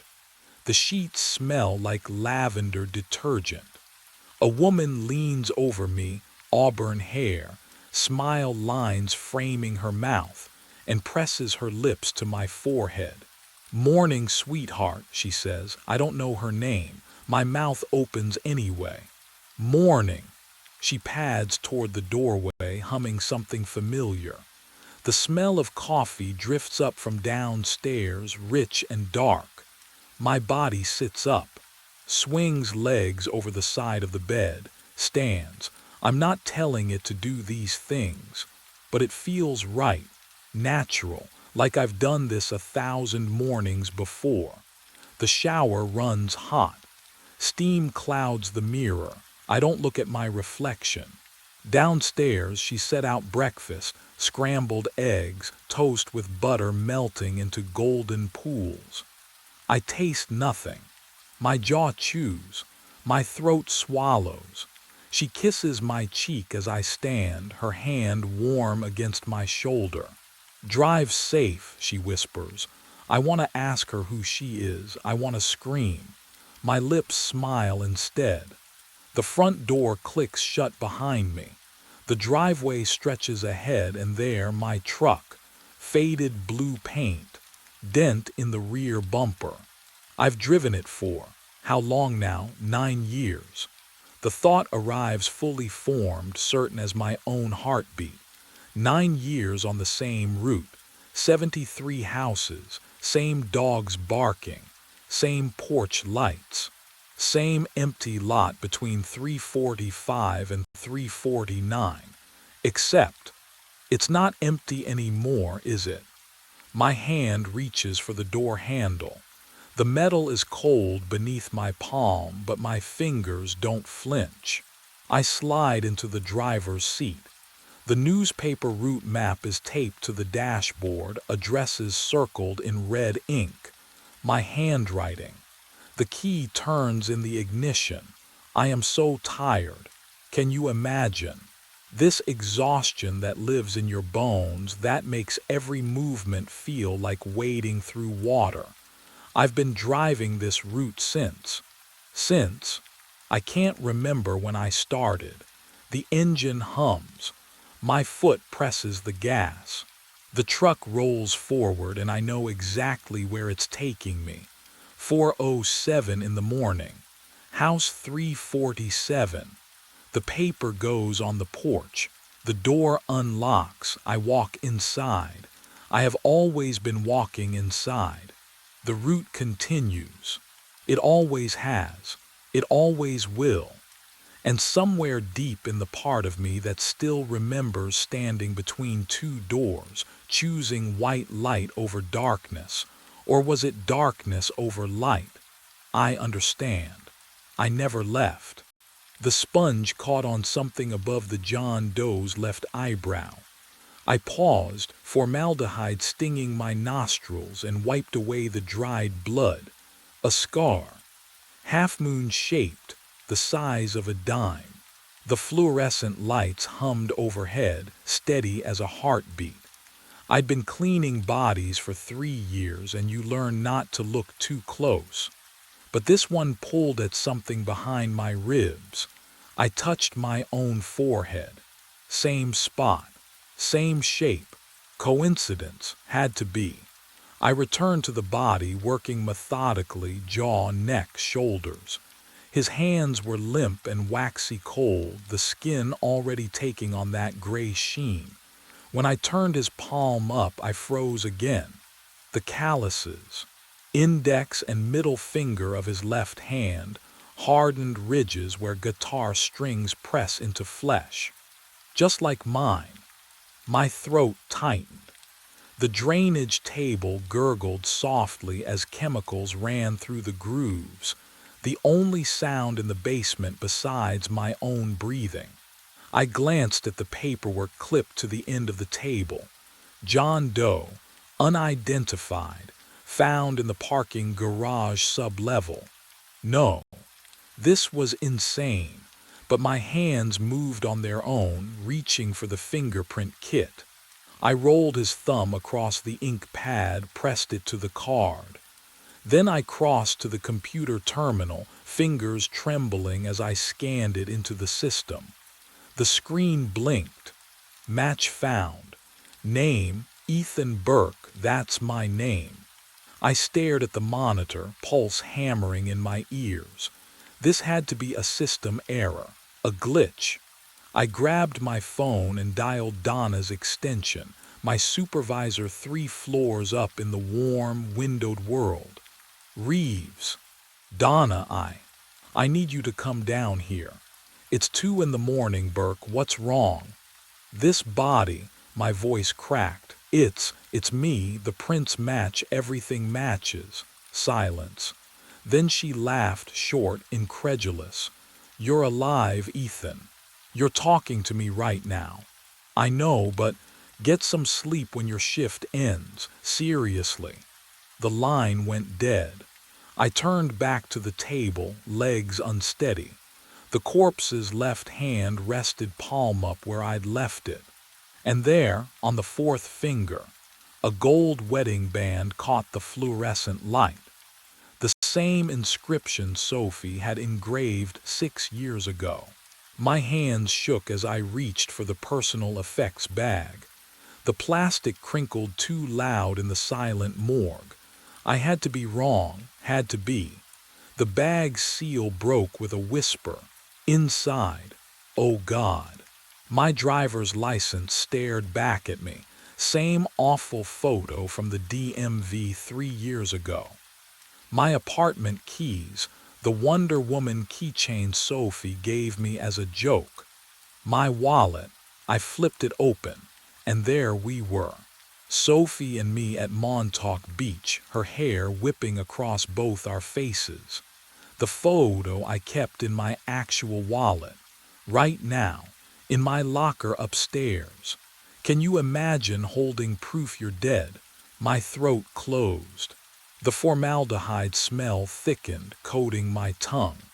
This wasn't real, couldn't be real. I'd kissed Sophie goodbye 8 hours ago. I'd driven here. I'd clocked in at 11 p.m. like always. A metallic slide echoed behind me. I spun around. Drawer 12. I froze. That drawer had been empty. I'd inventoried the cold storage at midnight, logged every occupant. 12 had been vacant, but now it hung open 6 inches, waiting. My legs moved without permission. Each step toward that drawer felt like wading through cold water. The temperature gauge on the wall read 38 degrees, but my breath didn't fog. Wrong. That detail was wrong. I grabbed the handle. The metal burned ice against my palm, pulled, the same face. The same scar above the left eyebrow. The same guitar calluses I'd built over 15 years. But the tag made my stomach drop through the floor. Date of death. 3 weeks ago. I staggered backward 3 weeks. I'd worked every night shift for the past 3 weeks. I would have seen this body. I would have logged it, processed it, stored it. Wouldn't I? The fluorescent lights flickered once. Twice. In that half-second of darkness, I heard it. Another drawer sliding open somewhere deeper in the cold storage room. And I realized with creeping horror how many drawers I hadn't checked tonight. Metal scraped against metal. Another drawer, sliding open on its own. I spun toward the sound. Drawer 17. The steel face yawned wide, exhaling cold air that stank of formaldehyde and something underneath, copper, fresh and wet. Inside lay another me. Same scar above the eyebrow, same calloused fingertips. The tag read September 14th, 4 months ago. Before I could move, drawer 23 opened, then 8, then 30, then 5. Each one groaning on its track, each one revealing the same face, the same body, the same wedding ring catching the fluorescent light. I counted. 7 drawers, 7 bodies. 7 versions of Ethan Burke, tagged and logged across 6 months like some obscene inventory. The newest, drawer 12, the one I just opened, had died yesterday, Tuesday. The cut on its temple still looked fresh, too fresh. My hands shook as I checked the tags again. October 9th, September 27th, August 3rd, July 16th, June 30th, May 11th, and then I saw it, drawer 4, open, empty. The tag read today's date, Wednesday, October 23rd. What would you do?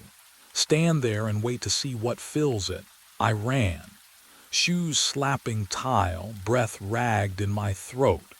The elevator was 15 feet away. I slammed my palm against the button. Nothing, no light, no mechanical hum from the shaft. I hit it again. Again. Dead, the stairwell. I pivoted, crashed through the door. It stopped after 6 inches. Chain rattling on the other side. Locked. From the outside, the fluorescent lights above me flickered once, twice. The hum deepened to something that vibrated in my teeth. Behind me, I heard the sound of something shifting in drawer 4. Metal scraped against metal. The sound came from everywhere at once. 7 drawers sliding open in perfect unison. I pressed my back against the wall, ice spreading through my chest. The refrigerated units yawned wide and my bodies moved. They sat upright, sat up like waking from sleep. Legs swung down slowly, heels thumping against the drawer fronts. 7 identical movements. 7 copies of me wearing the pale gray skin of the dead. Their eyes opened. Oh God, their eyes. The pupils were wrong, blown wide and black, swallowing the irises until barely any color remained. They stared forward at nothing, unseeing but somehow aware. The fluorescent lights buzzed overhead, casting shadows that twisted across their faces. My faces. One of them turned its head toward me. "Tonight makes 8, it whispered. The voice was mine, flat, emotionless, like reading from a script I'd never seen. They stood together, all 7 rows as one, bare feet touching the tile floor without sound.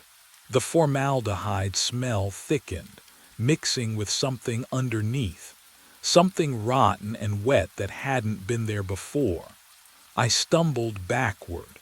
My heel caught the door frame to the cold storage room. Every instinct screamed at me to run, to lock myself away. What would you do? When 7 versions of your corpse stand and speak your name?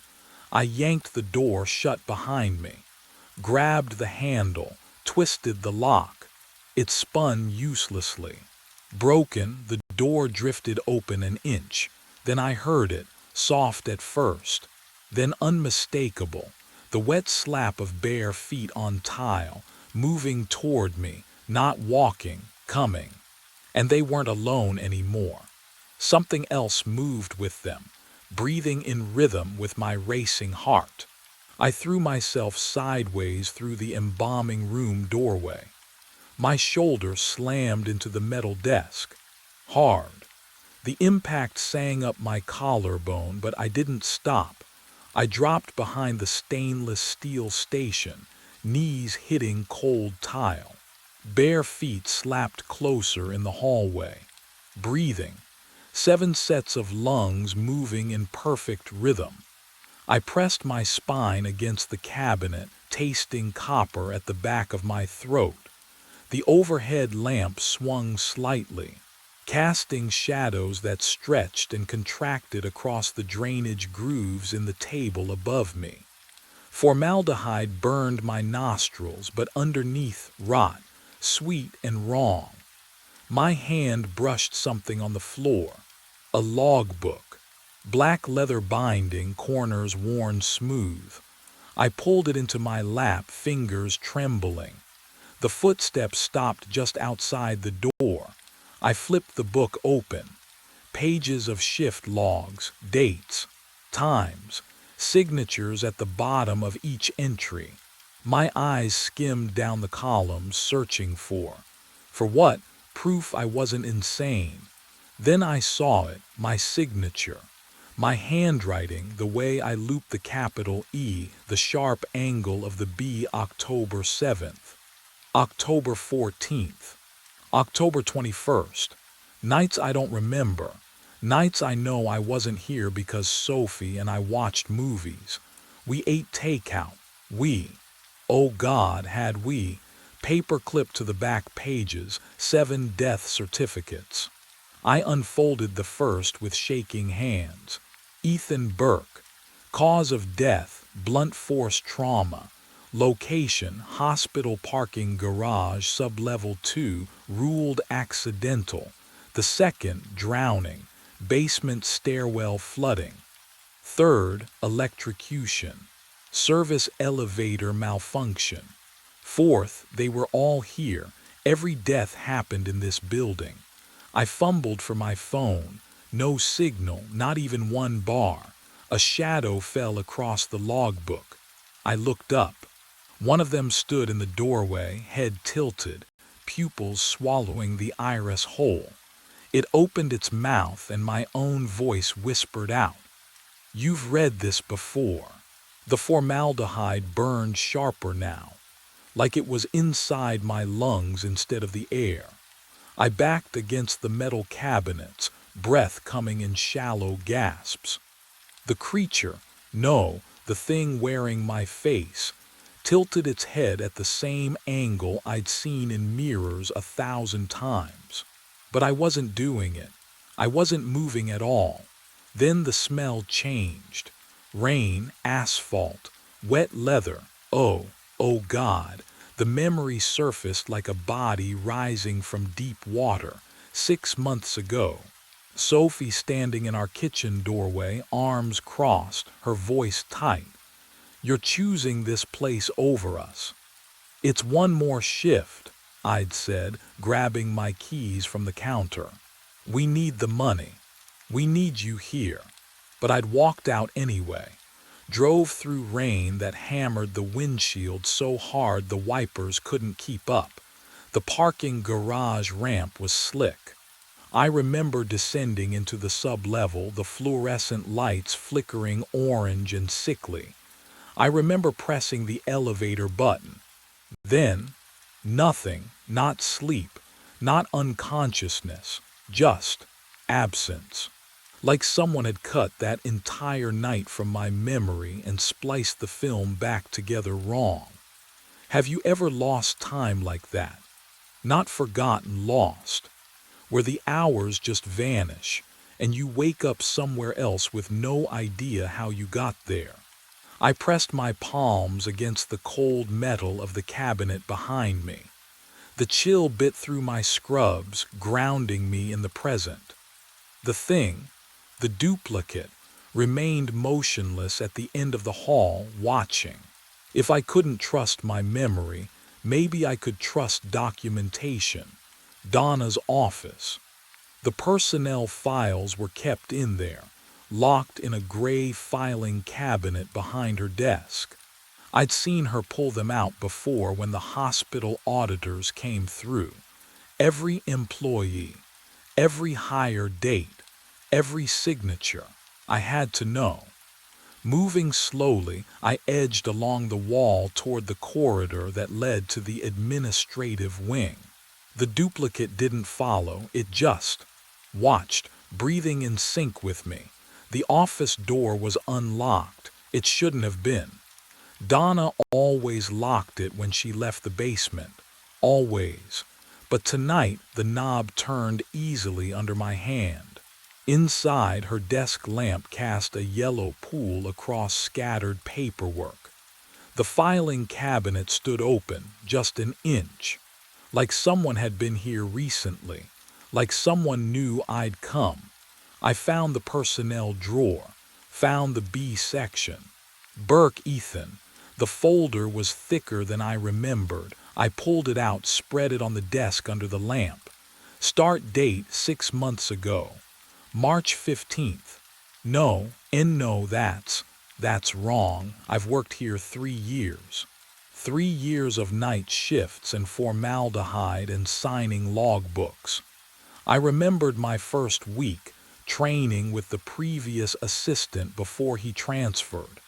I remembered, but the date stared back at me. Official. typed, stamped with Harold Chen's signature.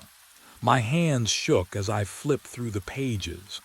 Orientation checklist, benefits enrollment, background check, then a photo paperclip to the inside cover.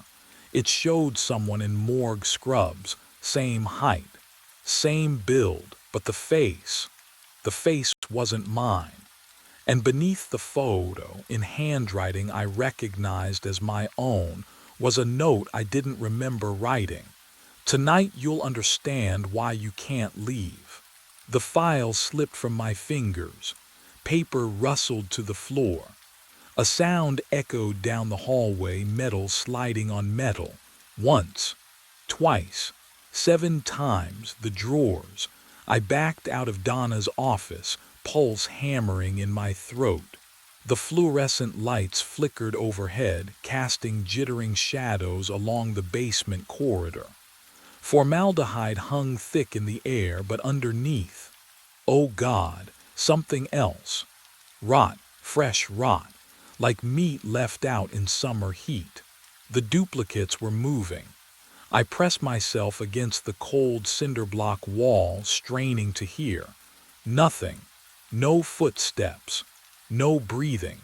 Just the electric hum of the lights and my own ragged gasps. How could 7 bodies move without sound? Down the hallway at the junction near cold storage, one of them stood, my face, my posture, head tilted at an angle no living neck should bend. It didn't blink, didn't breathe, just watched. I squeezed my eyes shut, counted to 3, opened them 5 feet closer. My stomach lurched. The thing hadn't walked. It had simply relocated like a skipped frame in a film. Can you imagine that? Seeing yourself erased and redrawn closer, with no movement between. I ran. My shoes slapped tile, echoing obscenely loud in the silence.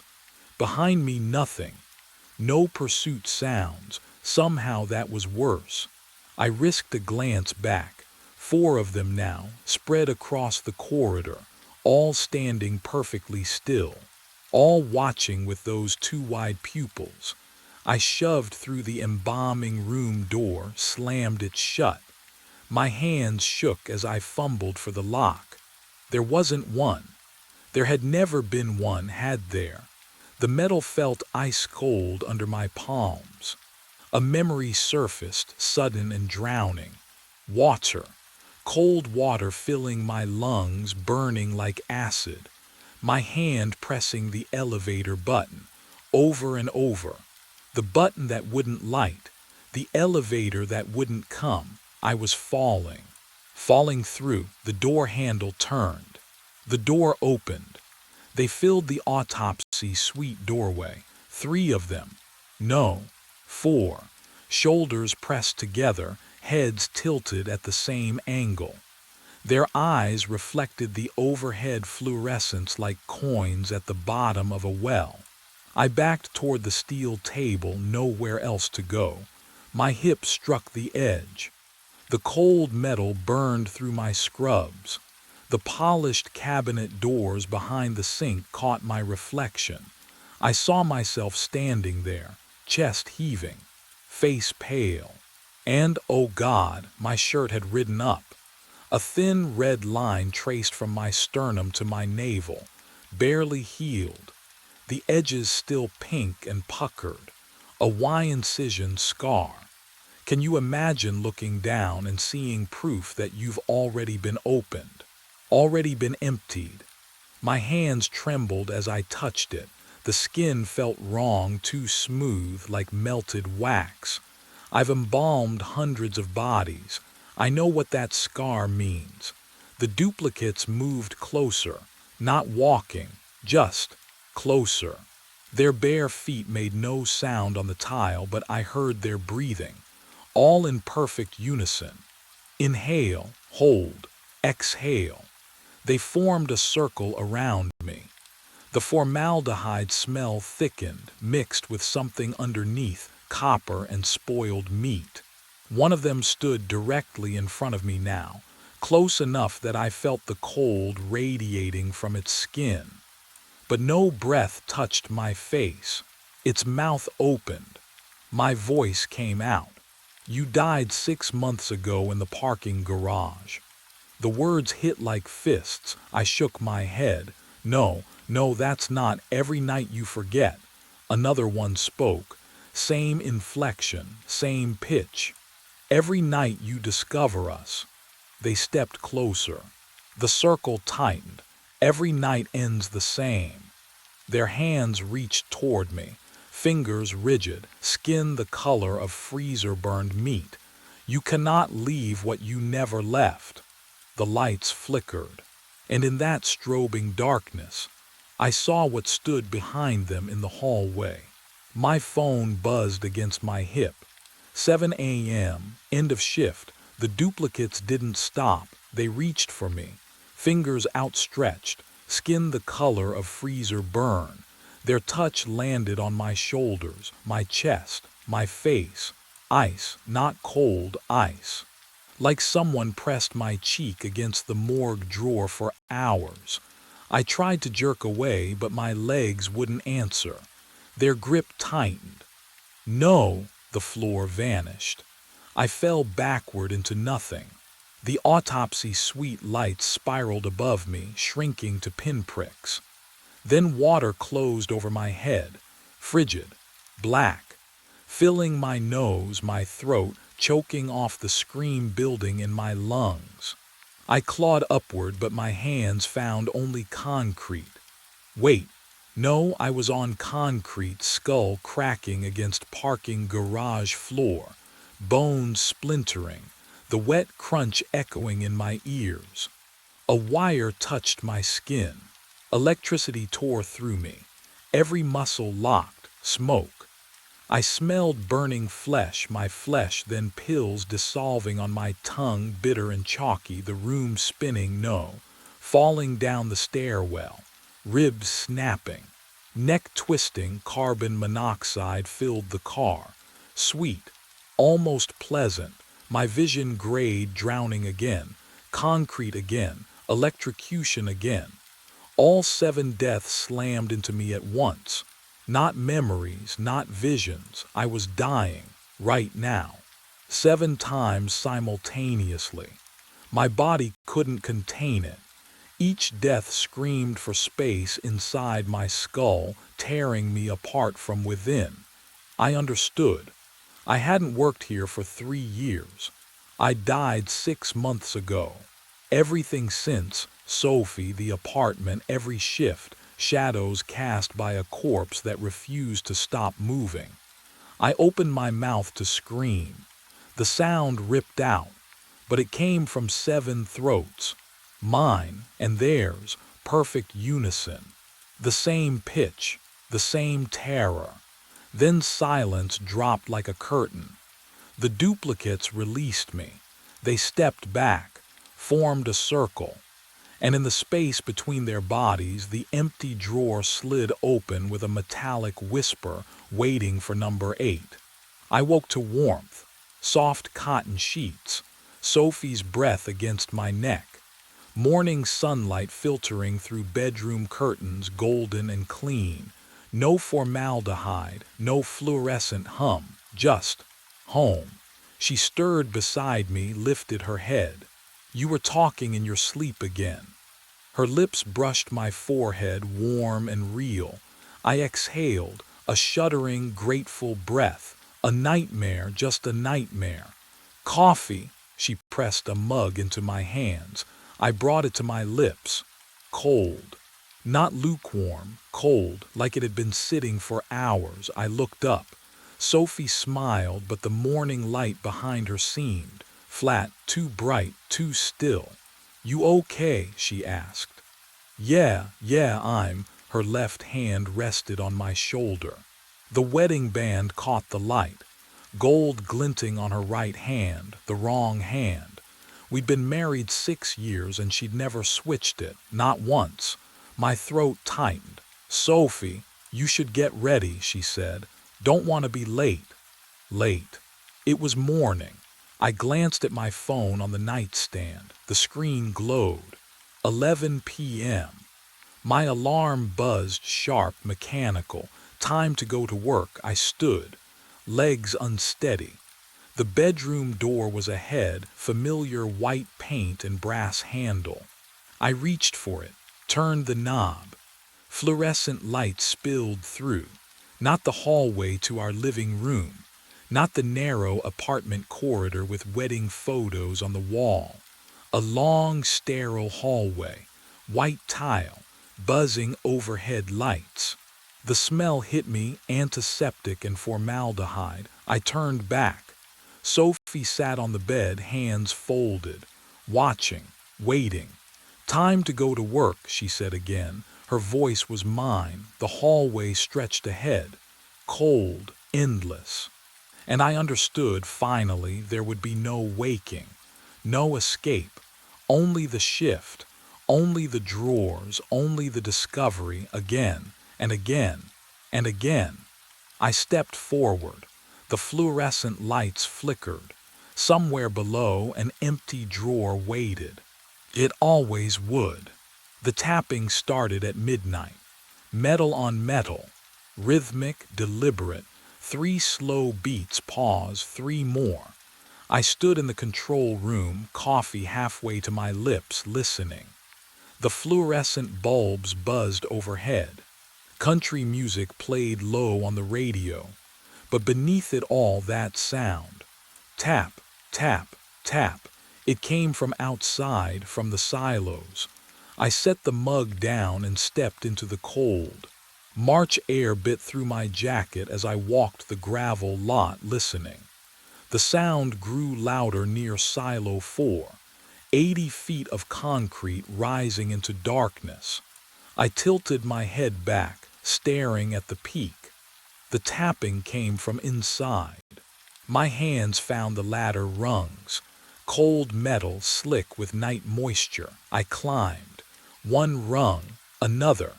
The ground dropped away beneath me. Wind pulled at my shoulders. What would you do? Hearing something impossible in the dead of night, knowing you're the only soul for miles. The platform swayed as I stepped onto it. Wheat dust hung in the air, coating my throat. I fumbled for my flashlight, clicked it on. The beam swept across the grain surface and froze. The wheat had been disturbed, patterns carved into it, not random. Letters.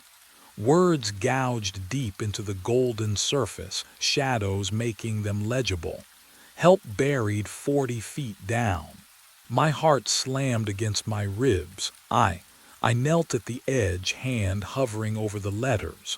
The grain felt wrong, too cold, like touching January snow, not dried wheat. Who could write this? Who could be? I smoothed the wheat flat with shaking palms, erased the words, made the surface level again. Below, in the control room, the radio dissolved into static, and the tapping stopped. The patterns were back. I climbed Silo 4 at 11:47, telling myself I'd imagined it all. The cold wind bit through my jacket as I gripped each metal rung, the ladder groaning under my weight. At the top, I swung my flashlight across the wheat surface. Fresh grooves cut through the grain, deeper this time. More letters, help me, my throat tightened. I had smoothed this flat last night. I had erased it. Roy Hutchins leaned against the control room doorframe the next morning, coffee steaming in his fist. I told him everything, the tapping, the message, how it returned. He barely looked up from his clipboard. Settling grain, he said. His voice was flat, practiced. Happens all the time in 4. Air pockets collapse, surface shifts, you'll get used to it. But the letters, Earl. He finally met my eyes, and something in his expression warned me to stop. You're new. Night shifts play tricks. Don't go looking for problems. The fluorescent lights buzzed overhead as he walked away, boots echoing down the hallway. I waited until his truck left the gravel lot. Then I opened the filing cabinet in the corner of the control room, fingers trembling as I flipped through employee records. The paper felt strangely rough, almost damp. Clayton Wade, previous overnight operator, start date, November 2018, end date, March 18, 2023. No resignation letter, no forwarding address, just a red stamp across the folder left without notice. 2 years ago, almost to the day. I pulled up the security footage archives on the computer, scrolling back to March 2023. The screen flickered. Static consumed every recording from that month. Corrupted files, all of them. Hours and hours of white noise. My wedding ring dug into my finger. When had it gotten so tight? I twisted it, feeling the metal bite into swollen skin, but it wouldn't budge. And somewhere above me, faint through the ceiling, the tapping began again. I pulled my employment file at dawn. The folder smelled like old coffee and cigarette smoke. I flipped past the tax forms, the safety acknowledgments. There, my start date typed in faded ink. March 18th, 2023. The same day Clayton Wade disappeared. I tried to remember the interview. Sitting across from Roy, shaking his hand, signing the offer letter. Nothing. Just a blank space where the memory should be. My first night here felt like waking up mid-shift, already knowing where the light switches were. Have you ever forgotten something important? Not misplaced it, but had it erased? Roy was in his truck when I found him, engine running, heater on. When did you hire me? He didn't look up from his thermos. 2 years back, you know that. Same day Clayton left. Coincidence? His jaw tightened. Drop it, Earl. Did you even interview me? He drove away. Gravel crunched under his tires then. Silence. The kind that presses against your eardrums. I worked alone that night. Radio played classic country, but the songs felt wrong, released after I'd started here somehow. At 2 a.m. the tapping began again. Faster this time. Urgent.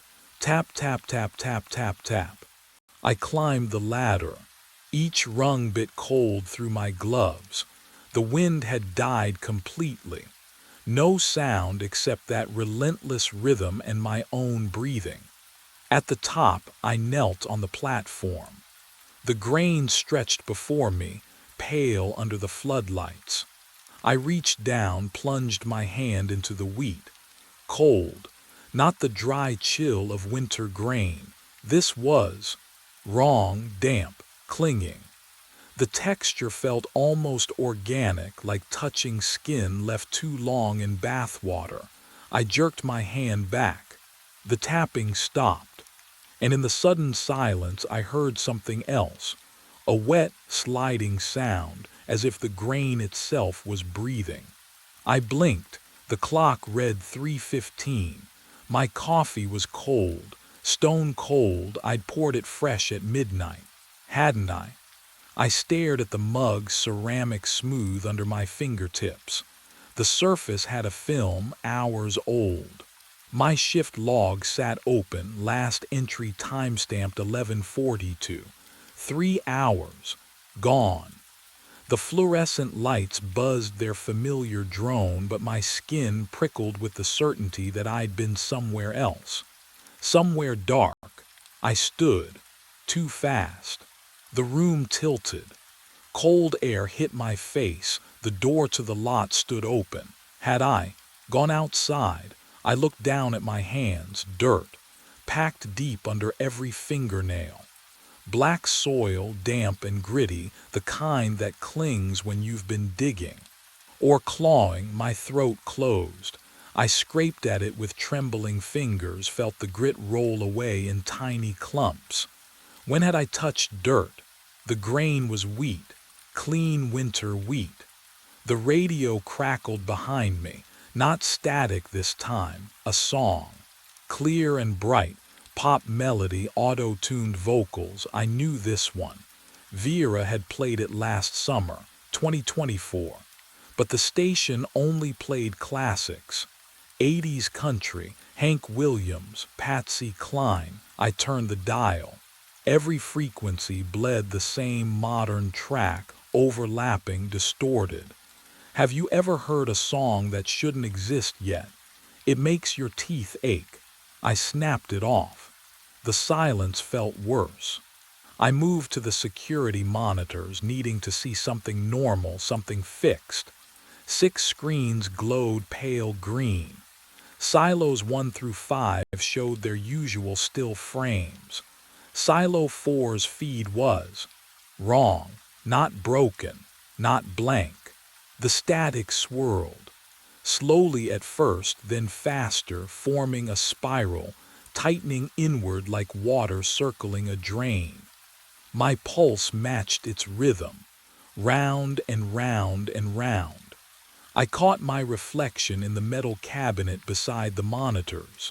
The man staring back wore a different shirt. Flannel, green and black checks. I looked down at my chest. Blue uniform, company logo. When I looked up again, the reflection hadn't changed. They drained Silo 4 on Thursday afternoon. I stood in the gravel lot, arms crossed, watching the crew connect hoses thick as my thigh to the bottom outlet. Roy Hutchins wouldn't look at me, just signed the work order and walked back to his office, shoulders tight. The machinery groaned to life. Wheat began cascading through the transparent discharge pipe, a golden river rushing toward the transport truck. The sound. Oh, the sound was immense. A roar that filled my chest cavity, vibrated through my boots into the ground. I watched that pipe, every kernel, every shadow. The crew supervisor, a man named Dale with a clipboard, kept glancing at his watch. Roy had told him I was stressed, overworked, seeing things. I could read it in Dale's careful distance, the way he positioned himself between me and his workers. The wheat smelled wrong, not like grain, like turned earth, like something buried too long. 30 minutes in, I saw it, a shape, tumbling through the cascade, dark, human-sized, limbs twisted at angles that made my stomach lurch. I lunged forward. Stop but it was gone. Wheat poured smooth and unbroken. Dale stared at me, hand hovering near his radio. There was. Did you see? My voice cracked. He didn't answer. Just turned to the monitors mounted on the truck bed, played back the footage. Frame by frame, we watched golden wheat tumble through the pipe. Nothing else, just wheat. Mr. Briggs, Dale said carefully, when's the last time you slept? They found nothing at the bottom. Not a bone, not a scrap of fabric. Roy made me sit in the office while they inspected the empty silo. The psychologist on speakerphone suggesting rest, maybe medication. His voice smooth as oil. By midnight, the refill trucks arrived. I watched them pump grain back into Silo 4, alone in the control room, hands shaking around cold coffee. The fluorescent lights buzzed overhead. No, wait. That wasn't the lights. That was tapping, from somewhere beneath the floor. The tapping came back louder the next night. Not the hesitant rhythm I'd first heard. This was urgent, frantic. Metal on metal, echoing up through the concrete foundation like something trying to claw its way out. I sat frozen at my desk, coffee mug halfway to my lips, the bitter liquid gone cold hours ago. I stopped sleeping after that. What would you do? Close your eyes knowing something beneath 80 feet of grain was calling your name. The coffee maker became my closest companion. Third pot by midnight, fifth by 4 a.m. My hands shook, not from caffeine, from the certainty that if I blinked too long, I'd miss something. The phone rang at 2:15. Earl Vera's voice, but wrong. The pitch was hers, the cadence familiar, yet something underneath sounded hollow, like speaking through a long tunnel. Hey, my throat was sandpaper. You okay? Just wanted to hear your voice. A pause too long. Can't believe our anniversary's next week. 10 years, honey. My chest tightened. We got married in June, not March. Yeah, I managed. 10 years. You sound tired, just long shift. Come home soon. The line crackled, static blooming between her words. I miss. The call dropped. I stared at the phone, my wedding ring biting into swollen skin. June 14th.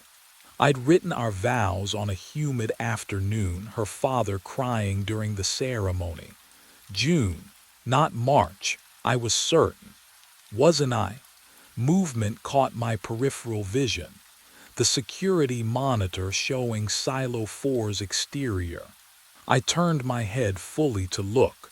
The camera angle was the same. The floodlights cast identical shadows. But when I glanced back at the grain surface visible through the high window, had the wheat level dropped? Just an inch, maybe two. I forced myself to look away. Count to 10. Breathe. When I turned back, the surface had risen 3 feet higher than before. I climbed at 3 in the morning. The metal ladder bit cold through my palms, each rung slick with condensation that smelled faintly of rust and wheat dust. My flashlight beam stuttered ahead, illuminating the curved concrete walls as I ascended toward the platform above Silo 4. The tapping had stopped an hour ago, but I had to see. My boots hit the narrow platform. It swayed just slightly. The grain surface spread below, pale and rippled like skin. And there, carved deep into the wheat, letters 2 feet high, sharp-edged and deliberate, I am you. Fell March 2023, suffocating. You are standing on me. My breath caught. The flashlight trembled in my grip, standing on me. I took a step back. The platform groaned, metal singing under my weight, and beneath my feet I felt it, a vibration, rhythmic like something, pounding. Can you imagine reading your own death written in grain? The surface began to move, not settling, not shifting, moving. The wheat spiraled inward, grains tumbling over each other, forming a slow, rotating whirlpool directly beneath where I stood. The sound was wrong, too liquid, too hungry, a susurrus that climbed the walls and filled my ears. I grabbed the railing. Cold bit through my wedding ring, the metal band cutting into swollen flesh. The whirlpool widened. Faster now. Faster. Grain cascading into darkness, falling into some impossible void 40 feet down. And from that churning center rose a sound that froze every nerve in my body. Screaming, a voice I recognized, hoarse, desperate, clawing for air. My voice, screaming my name from below, and the platform beneath me began to crack. I ran, hands slapping cold metal rungs, boots scraping down the ladder so fast my palms burned. The voice below, my voice, kept screaming my name, but I didn't look back. Couldn't. My lungs pulled in air that tasted like rust and old wheat. Gravel crunched under my feet. The parking lot stretched empty under a sky with no stars. I fumbled for my phone. Dead, screen black, cold as stone. My truck sat alone near the gate. I yanked the door open and the interior reeked of grain dust, thick, choking even though I'd never hauled wheat. Keys in the ignition. I twisted them. Click, click, nothing. No, no, no, no, I abandoned it. Ran toward the access road, the one that led to the highway 3 miles out. Gravel turned to pavement under my boots. Streetlights flickered ahead.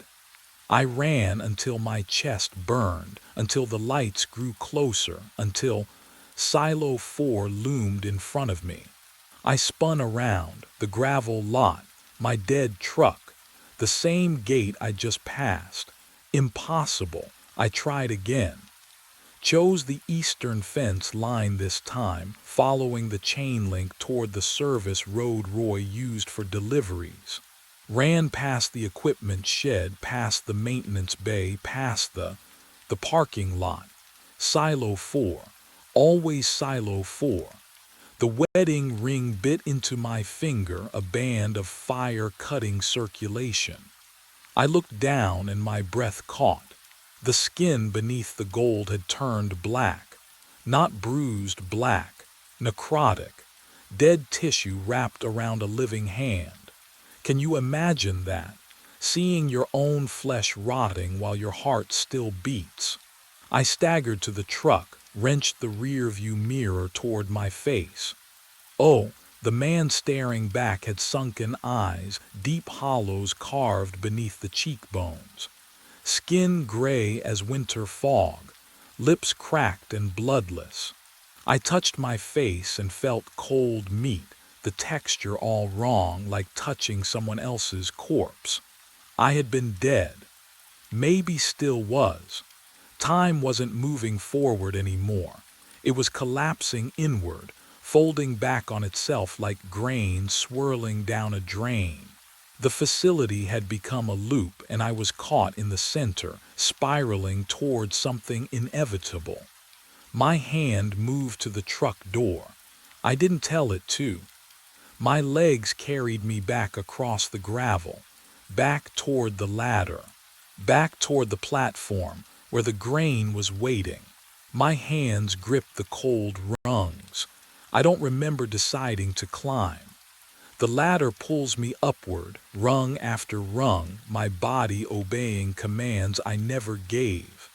The metal is ice against my palms, but I can't feel pain anymore, just pressure. The platform waits above. I haul myself onto it. The grain surface spreads before me, pale under the single bulb. The wheat smells wrong, not musty, but sweet, rot sweet, like flowers left too long in a closed room. The metal grate creaks beneath my weight. It shouldn't creak. I've stood here 20 times, maybe more. But tonight the bolts groan and the platform tilts, the world drops. I fall. Grain rushes up, swallows me. My mouth opens to scream and wheat pours in, dense and choking. The cold shocks through my chest. I thrash, kick. The grain compresses around my legs, my waist, a vice tightening with every movement. 40 feet down. How far have I fallen? My lungs burn. Wheat fills my throat. I claw upward, but the surface is gone, buried, suffocating, and then I hear it. Tap, tap, tap, metal on metal, someone on the ladder above. Footsteps crossing the platform, the new platform, whole again, time resetting. A man's breath ragged with fear.